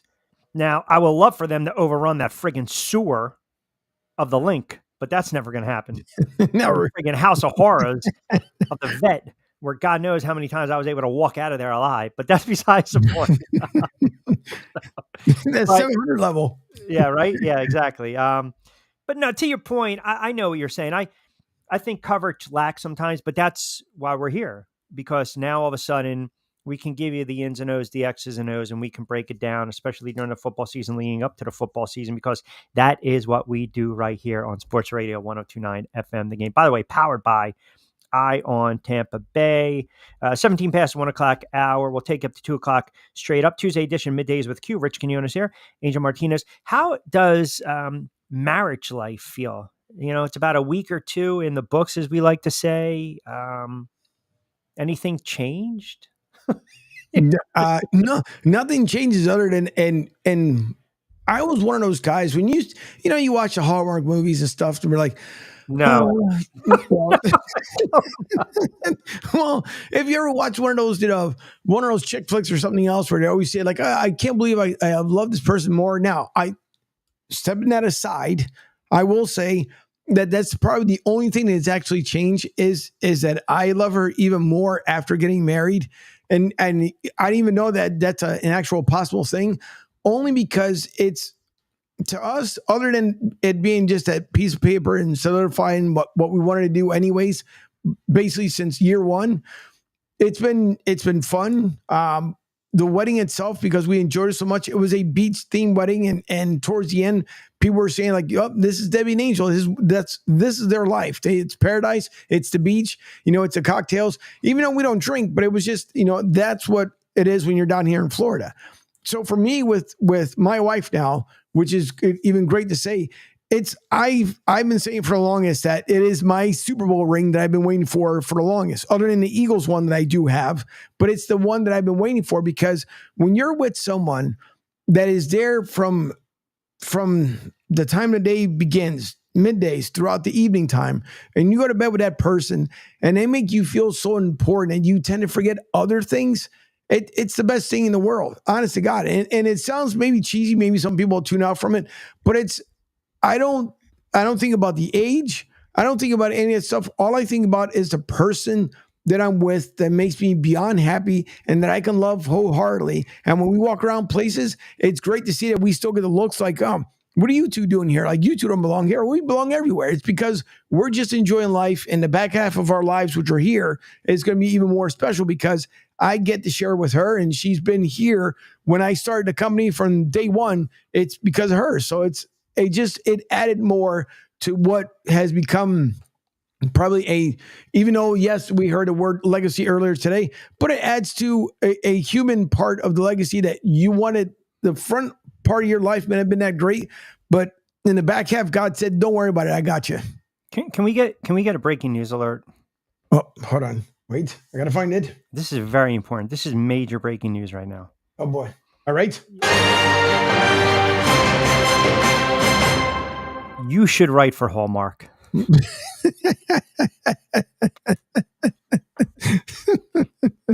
Seriously. You should write for Hallmark, and the signature should just be Martinez. No, those are touching and beautiful words, and you have to give me credit because typically I would come in and ruin the moment and say something sarcastic, but I allowed you to finish. And now I come in when you care to send the very best. It was just funny. It was 24 people. It wasn't even that big, but it was fun. You guys had fun. You got a good weather day. You got a really good beach day. That's the main thing, right? Yeah. That was fantastic because I friggin' sweat like a deranged animal, but thankfully that day I didn't, which was the best thing ever. Because there's nothing worse than taking pictures and you look like a sweaty hot mess. Yeah, it was great. When it's a friggin' 100 degrees and you're wearing it. Well, I know you didn't wear a suit, but I'm just saying, you're trying to get that ocean breeze. You're hoping for the ocean breeze. That's always the worst. When you got to friggin' wear the suit and it's 90 degrees and you're like, oh, the shower didn't sit. And all of a sudden, you're like Costanza, when he had the Kung Pao and he had the Chinese chicken and he started to sweat. No, that's true. The good part though was Q that I had. So because we did our own videography, mind you. So I ended up wearing a wireless mic so we can catch each other's voices. Did you do play by play? I sure did. I sure did. That's the way you do it. 1:35 and she's walking towards me. She's smiling, but I'm wondering, is she really second guessing? We'll have that coming up after the break. Listen, if I would have had a sponsor for the wedding, I would have been brought to you by Ponderosa Steakhouse. These vows are brought to you by Pat Subs. Exactly. Why not? It could have worked. But the best part was when I walked away from the camera because it also tested the footage or the yardage, mind you. When we're inside, we're talking to the lady who was going to do the vows for us. She's like, hey, how are you? I said, I'm good. She goes, you nervous? No, I'm fine. She's good. Oh, I'll see you out there. And then Debbie was talking to her sons. And you see the camera outside with everybody else, but you get to hear the conversation like behind the scenes stuff that went on.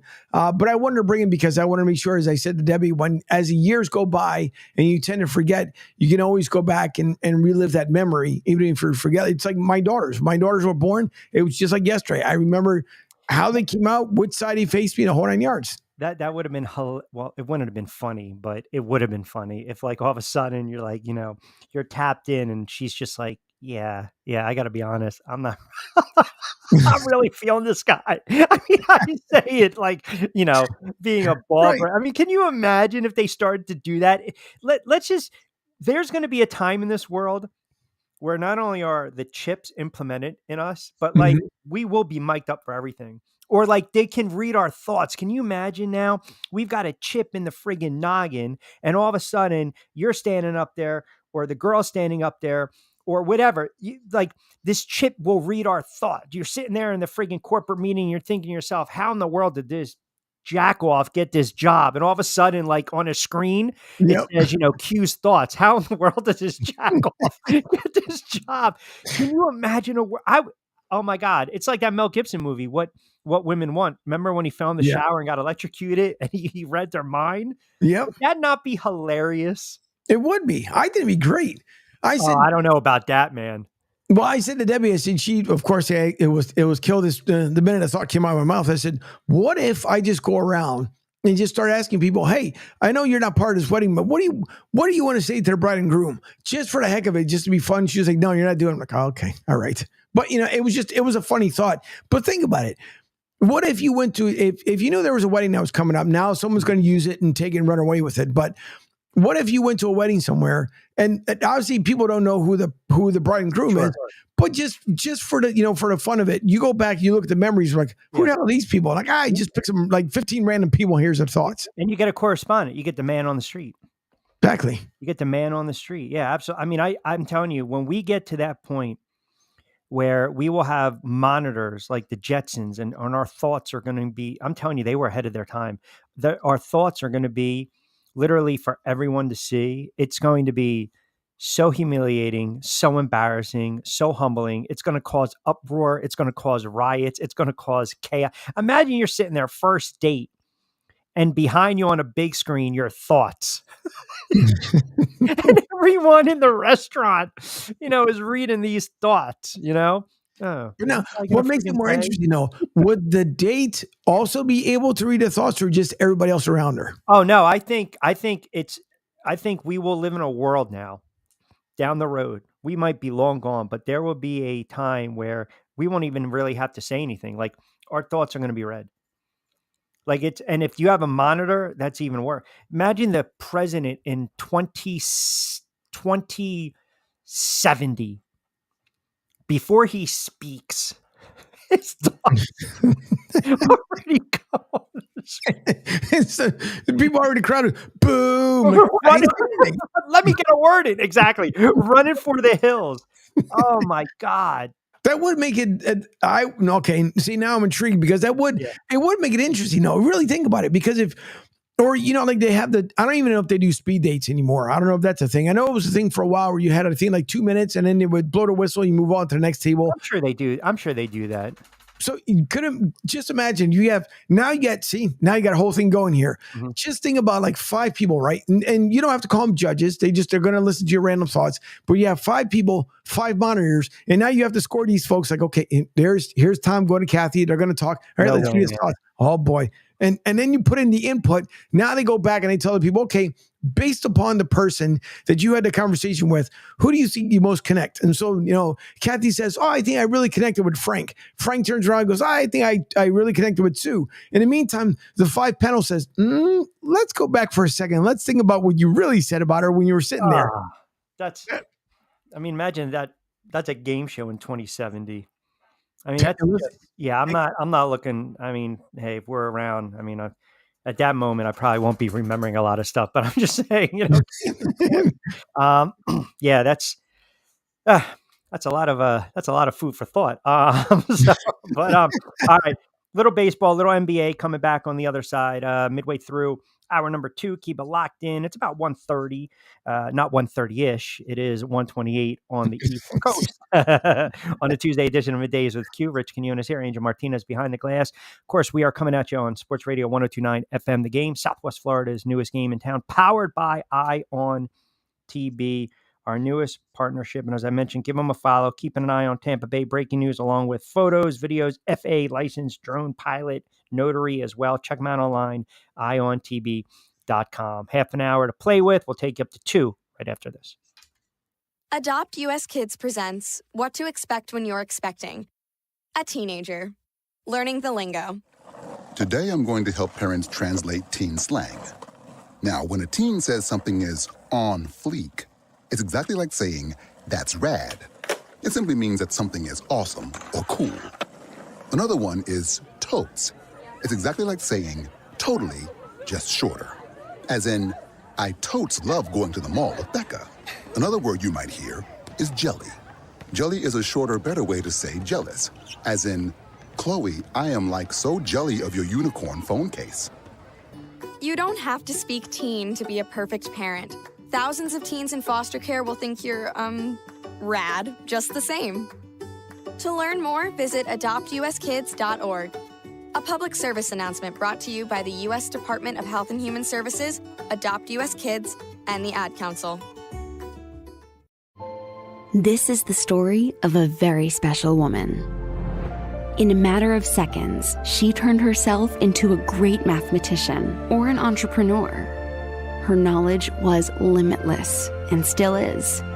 She could also make monsters disappear, especially those that lurked in the shadows under the bed. Once, this woman put back together a teenage girl's broken heart, which had been shattered in 1,000 pieces, just by giving her a bear hug. She masqueraded as a regular person at work, but as a superhero at home. Everyone knows her as Gabriella. I still call her Mom. Your hero needs you now, and AARP is here to help. Find the care guides you need to help, complete with tips and resources at aarp.org/caregiving. A public service announcement brought to you by AARP and the Ad Council. Don't forget to get social with us. Follow Q at Rich Q on Q. And now, back to Q. The AI generated bumper. Never. Never. Oh, man. That's too funny. Yeah, get social with us. Why not? Rich Q on Q. 727-858-6650.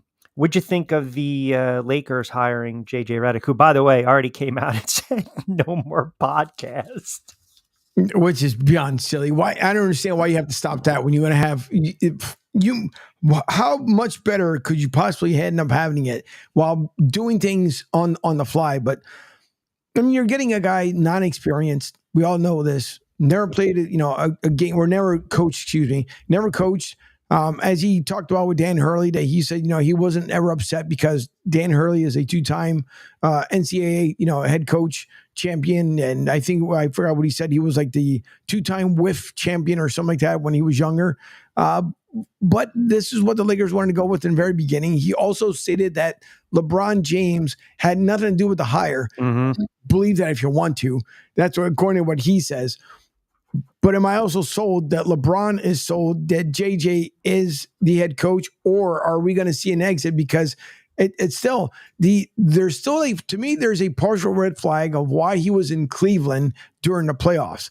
So, is he going back there? Remember, I did say, what about if he recruits Bronny over there because he wants to play with him at one point or another? I don't think he's going to be good enough to be able to play it when he's out in LA. But I'm not particularly mad that he hired JJ. And I mean, you have Jason Kidd, same thing. He was hired coming straight out of the NBA. It's just going to be interesting to see for me what JJ is going to do with the Lakers, but don't expect for the Lakers to, I don't know, win their division or year alone, do something crazy. And if things don't go right within the first 30 games, are we not going to hear LeBron, if he's there come next year, it's time to fire JJ Redick? Yeah, I pretty much agree with everything you said. It was one of my issues. I think they wanted Hurley, and the fact that Hurley decided he's going back to college, try to win again with UConn, right, back to back to back, and have that legacy intact and everything. I mean, think about this. They threw out 6 years, $70 million. He turned it down, so they locked in Redick for 4 years. I don't believe he lasts 2. I've maintained this. LeBron James runs that franchise. LeBron James runs that team. It's LeBron's say. So whether he signed off or not, they're never going to make it public, because if they say LeBron approved it, well, of course he did, because they're buddies and they do a podcast. They're going to sit there and say he didn't have his hand in it, because they want to take back control of the franchise and have that narrative that we're not run by players. But as you know, as we know, as I know, as the listeners know, the NBA is a player-driven league. And the other thing you have to remember too is, because you've got JJ Redick now, who is still a young guy in his early 40s, shortly removed from the NBA, the game. And now I have to placate players, right? The same players that I might have been critical on the air, the same players that maybe I was critical doing these certain podcasts and having my own thoughts and opinions. And that can rub some players the wrong way. And plus, they really don't have a good roster, Angel. Davis and LeBron's getting up there. I mentioned Reeves, Russell, who was non-existent in the playoffs. They got bounced in 5 against Denver. So there's a reason that they have plus 4,000 odds to win the NBA championship. I don't even know what their playoff odds are.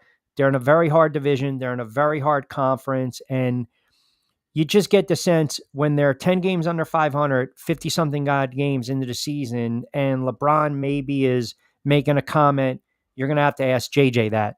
Or he's not going to say Coach Redick. Right. To me, it's just, you almost see handwriting on the wall. I mean, this was absurd. So I had Jonathan Marshall on BYP last week, and we were talking about Monty Williams. And Monty Williams gets fired and yet is owed a ridiculous amount on his contract. I mean, we're basically firing you to just go away, right? So Detroit, they fire him. He doesn't really want to take the job. He just realized the money was there. So we're going to give you 65 remaining on your contract. That's crazy to think about that. I'm 65 million. Get out of here. Go away. JJ Redick, he's young enough where if it doesn't work out, he'll go back to the booth. He'll continue doing podcasting, or even if he has a solid showing in a year or two with the Lakers and maybe they don't make the playoffs, but you can see that he gets it. He's a good coach. He's a good basketball mind. He's young enough where a team is going to take a flyer on him no matter what. It's the NBA. We've seen it. It's all about retread. We've seen it left and right with some of these coaches. They want the young coach. They want the hot name. They want the hot commodity. We saw it with Mark Jackson back in the day. We saw it with Kerr back in the day. They want the young guys. We saw it with Spoelstra for so many years with the Miami Heat. So JJ Redick's going to get paid. And if it doesn't work out, he's still going to have his opportunities. But man, I'll tell you, I don't think he lasts 4 years. I'd be shocked if he lasted 2 seasons with the Lakers. And for pretty much the reasons you mentioned. Yep, I would have to agree. If he lasts 2 seasons, if it becomes a horrific experiment halfway through this NBA season, there will be already rumors beyond as far as saying that, was this a smart move? Me being JJ Redick, and the way I saw it was because supposedly either ESPN or TNT or somebody else was going to offer him a nice lucrative deal if he would have stayed as a broadcaster, and I didn't mind him at all as a broadcaster. I thought he did a good job during the playoffs. I thought he did a good job during the NBA season. And if that's the way he wanted to stay, no harm, no foul. I'm pretty sure his wife wouldn't have had a problem with it either. But you're going to LA and you already know the expectation is going to be either win or bust. Well, you might call it a bust because you're not going to get it with that team of what they call talented individuals. You're not. When you have one guy that controls the entire teams like a chess match and a chess piece, it's just not going to happen. So, yeah, 4 years, I think he definitely won't make it that long. And the same way with Jason Kidd, how much longer he's got left in the NBA is beyond me because you didn't get the job done once again. And say what Dallas wants to say at this point, I think they're going to start looking like, okay, what happens if we get there again come next year and it doesn't happen? Those questions are already being raised in Dallas as well.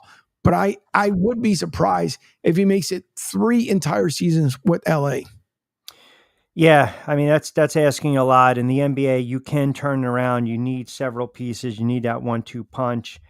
And it's funny, too, because, you mentioned the NBA and the coverage, and we kind of saw it during the finals, which was, How about last night, ESPN with the NHL? I mean, you're missing the best money shot. When the player hoists a cup and they're getting ready to skate around the ring, that's the money shot. I mean, they drop the ball left to right. I mean, the coverage. And then you got the 18 to perhaps $25 million man in Stephen A. basically acknowledging he doesn't know squat about the NHL, but he's going to go to the game 7, which is just utterly ridiculous. Right. And right away, we're probably going to go to break because now the dog is barking because of the freaking vacuum. So with that being said, 140, 20 minutes to play with. We'll come back on the other side. Oh, jeez. All right. We'll take a quick break. Not completing high school is more of a social thing than it was an academic thing. Even though all these years have passed, I still had that longing to have my diploma. At age 30, Carissa finished her high school diploma. If you're even considering getting your high school diploma, you can do it. No one gets a diploma alone. If you're thinking of finishing your high school diploma, you have help. Find free adult education classes near you at finishyourdiploma.org. That's finishyourdiploma.org. Brought to you by the Dollar General Literacy Foundation and the Ad Council. And just like that, that's the quick break. Yeah, well, this is what we're gonna get. We're gonna get the pooch going nuts. You know what it is? It's because look, I got a caller over on the air. Come here. You know what it is? It's because of the vacuum. She sees the vacuum, right? And then all of a sudden, she starts to go nuts. But you see, we try to settle. This is what we try to do. We try to settle the puppy down. Yeah, I'm like, yeah, go to break, make it a longer one. It's a 20 friggin' second one. See, this is why. Well, because I went usually the last one, as you mentioned, you wanted a 30-second break on the last one.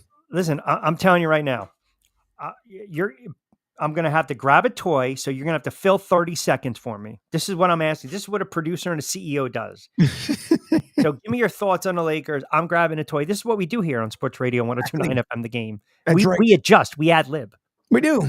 we pivot, we fly, we keep it going. That's the way we end up doing it. But now for the Lakers, again, the Lakers, I believe when it comes to LeBron James, everybody knows. Let's not fool ourselves. Let's not kid ourselves, folks. LeBron James is the one that's running that organization. They can say the Genie Bus is, but if Dan Hurley did not want to commit to the Lakers, you really start to ask yourself, why? What was the real... Will somebody come out and say it? Who knows? Will Dan Hurley ever talk about it? Probably not, because I think he's kind of the stand-up guy to be like, whatever that conversation was between myself and Genie and the rest of the Lakers organization. But you got to really think about LeBron is the guy who's running the show there. And who's to say that now that JJ Redick is the head coach of the Lakers, that LeBron says, hey, you know what? This isn't for me. I don't think he's going to go to the Clippers. I don't think he's not going to stay in the same venue. Will he go back to Cleveland? Who knows? I don't think he's also going to go to Miami, because last I checked, the Sixers are talking about bringing Jimmy Buckets back to Philly. Will that happen? I don't know. There's going to be so many intriguing things that are going to happen here within the next couple of weeks in the NBA. And it's the season, truthfully, really isn't over for the NBA.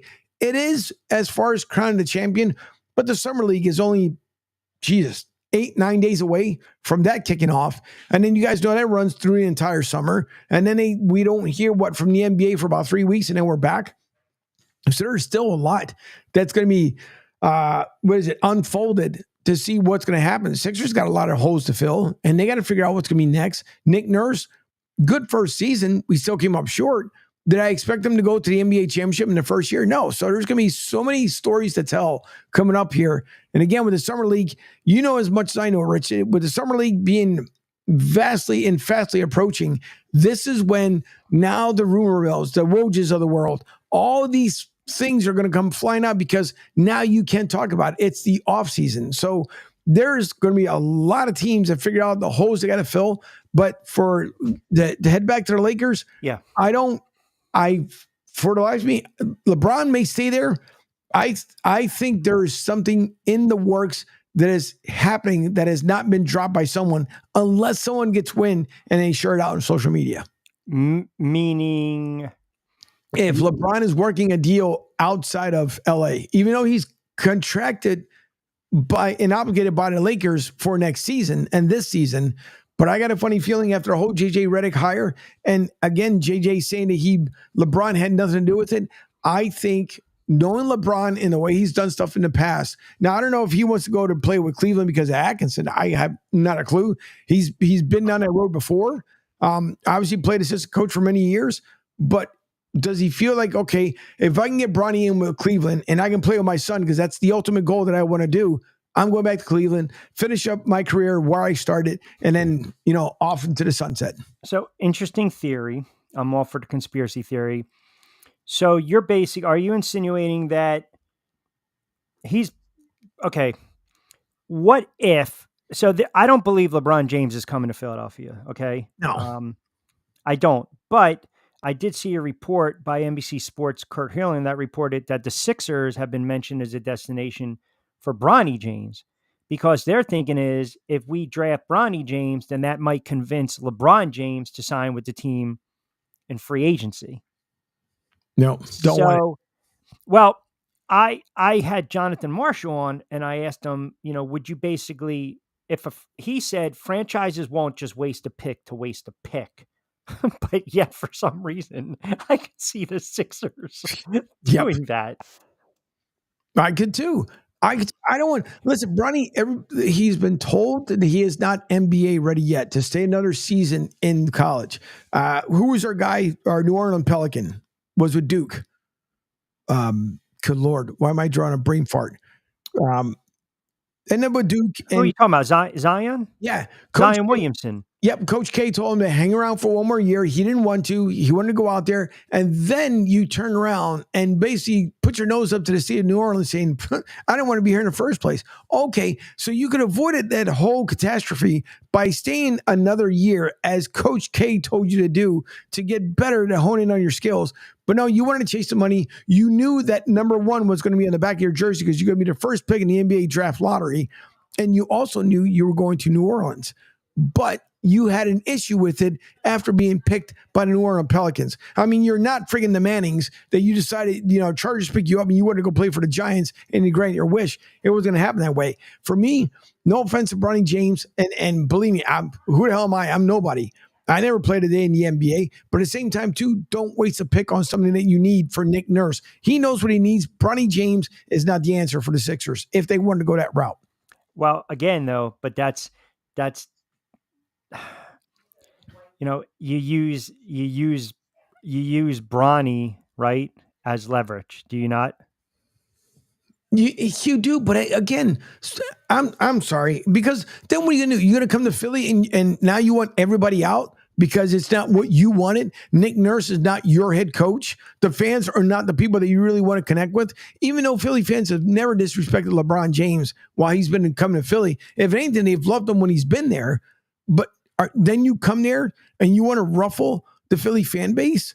Understand that unlike the other teams like the Flyers per se, if you go to Philly and you decide, you tell the Philly fans that you guys don't know anything, knowing how smart Philly fans are, when the Philly fans don't show up, you think what your fans from Chicago, Miami, and California are going to come and fill up the First Union Center or the Wells? They're not going to fill it up. They're going to be like, screw you, man. We know how to get back to you. We are not going to pay your salary.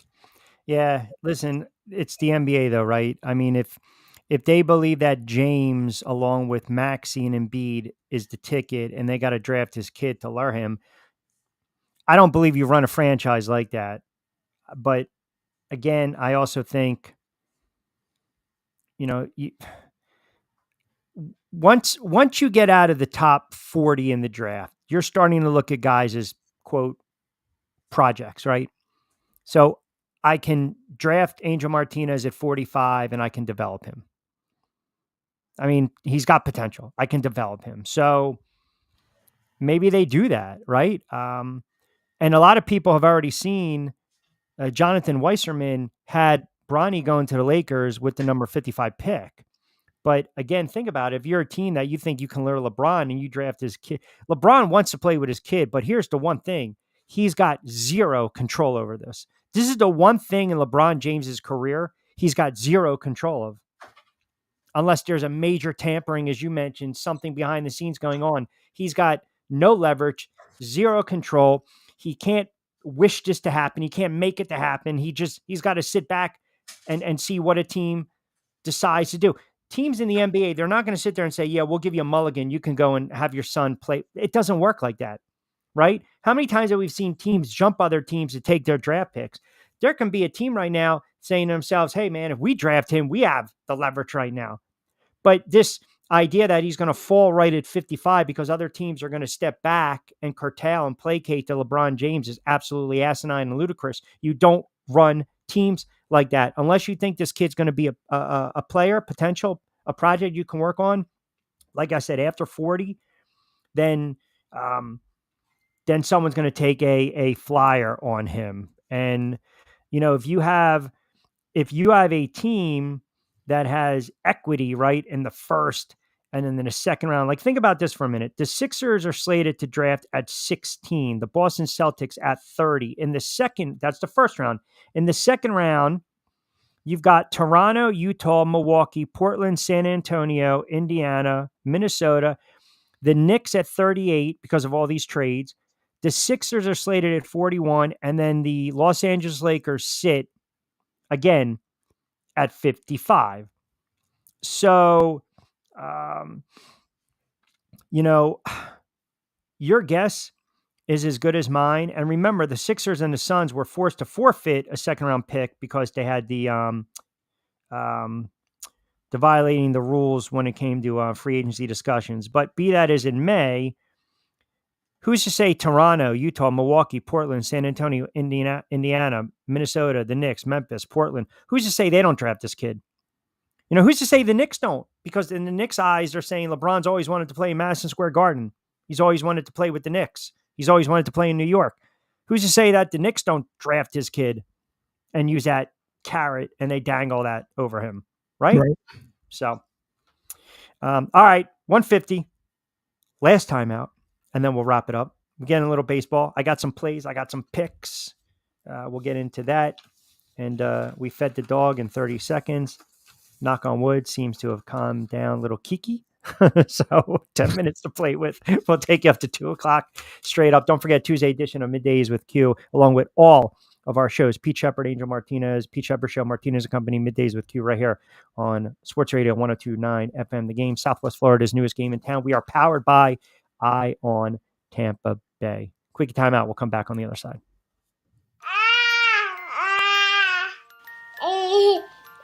To some people, the sound of a baby babbling doesn't mean much. But that's not necessarily true. By 6 months, they're combining vowels and consonants. By 9 months, they're trying out different kinds of sounds. And by 12 months, their babbling is beginning to take on some meaning. Especially if there's no babbling at all. Little to no babbling by 12 months or later is just one of the possible signs of autism in children. Early screening and intervention can make a lifetime of difference and unlock a world of possibilities. Take the first step at autismspeaks.org. A public service announcement brought to you by Autism Speaks and the Ad Council. The following is made possible by Dad. Why was the basketball court all wet? Because the players kept dribbling all over it. The dad joke. Corny, grown-worthy, but also one of the simplest ways to share a moment with your kids. Why do you have to be careful when it's raining cats and dogs? Because you might step in a poodle. And kids that spend more time with their dads grow up to be smarter, more successful. Can I tell you a cat joke? Just kidding. And, with any luck, funnier adults. Why didn't the skeleton go to the dance?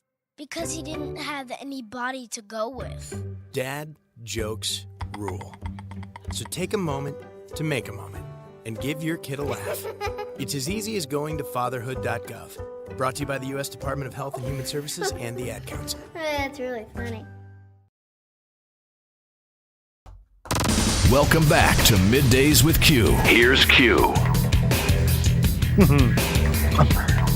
Couple minutes to play with before we get out of here. Baseball. So a couple things. Let me give you my Q's picks as we wrap it up. A couple games on this slate that I like.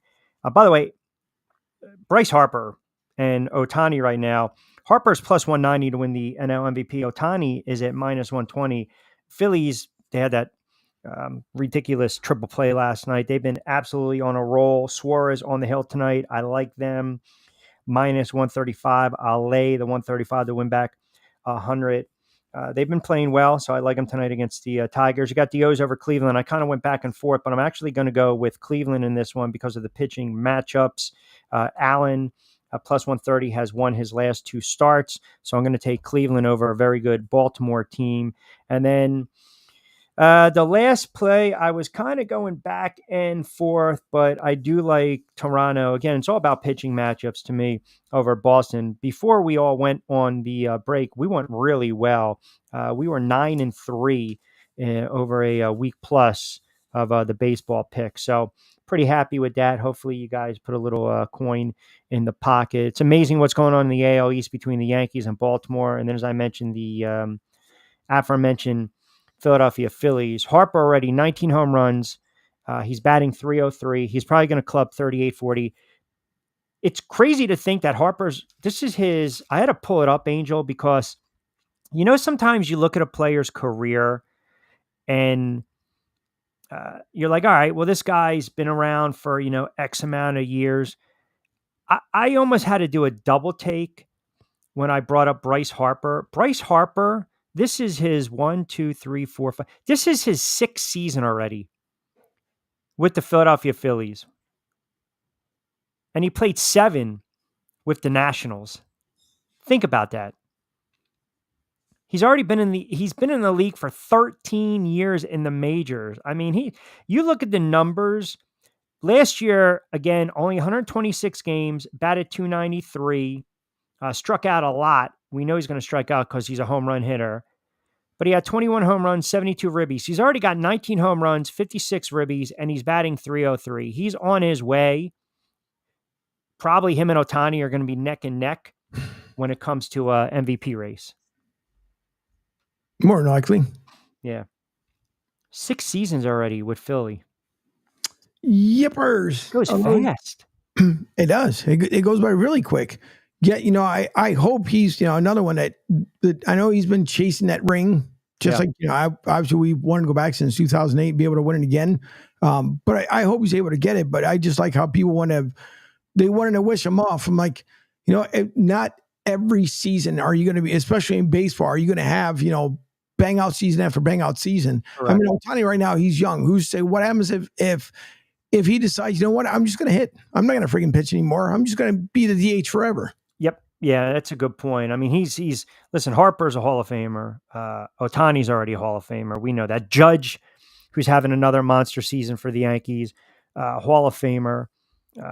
You look at the odds. I think Judge, the kid Henderson from Baltimore, Soto's in there at plus 650. Those are prettier 3 right now in the AL. But then in the NL, I think it's Ohtani and it's Harper. And Ohtani's minus 120. So he's the odds on favorite. Harper plus money, I would definitely take a flyer on him. So, all right, got to start wrapping things up. Want to remind everyone, do not forget, Monday to Friday, 7 to 10 a.m., Pete Sheppard with the Pete Sheppard Show, 10 to 12, Martinez and Company with mi hermano Angel Martinez, myself, Middays with Q, 12 to 2, right here on Sports Radio 102.9 FM. The Game, Sports West Florida's newest game in town. We are powered by Ion Tampa Bay. Download our app. We've been getting a ton of traction to the site. If you plug in SR1029thegame.com, don't be alarmed if it says Broad Street South. That's in conjunction. That's Angel's Company in conjunction with Sports Radio 102.9 FM.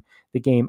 Tomorrow, and we'll dive into a lot more baseball, kind of put a bow, if you will, for a couple moments on the NHL season, Florida Panthers. But I want to get into a little more baseball. You got the trade deadline right around the corner, some NBA nuggets, and of course, you guys out there, 727-858-6650. Later on the week, Steve Gardner on baseball.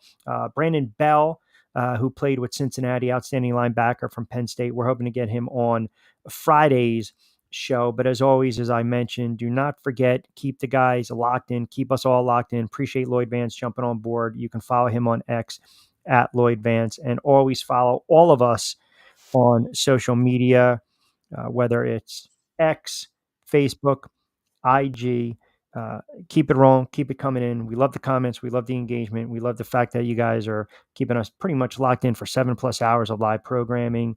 Angel's done a remarkable job. We got some new shows coming to float as well, some hoops and some college football, and a little wide variety. And my guy Brian chiming in, great show.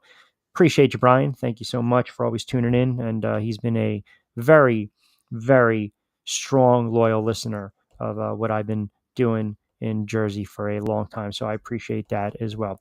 All right, my friend, you have a wonderful Sports Tuesday.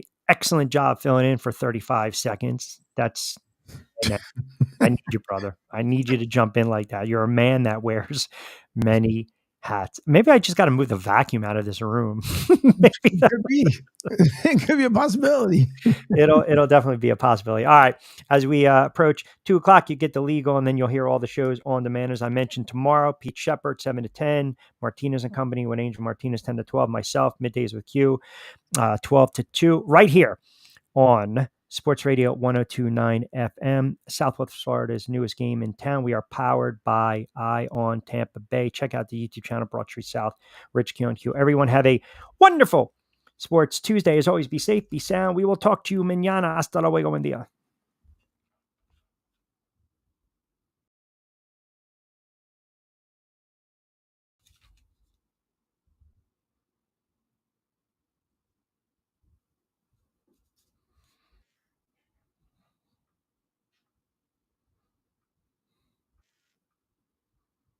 Mm-hmm.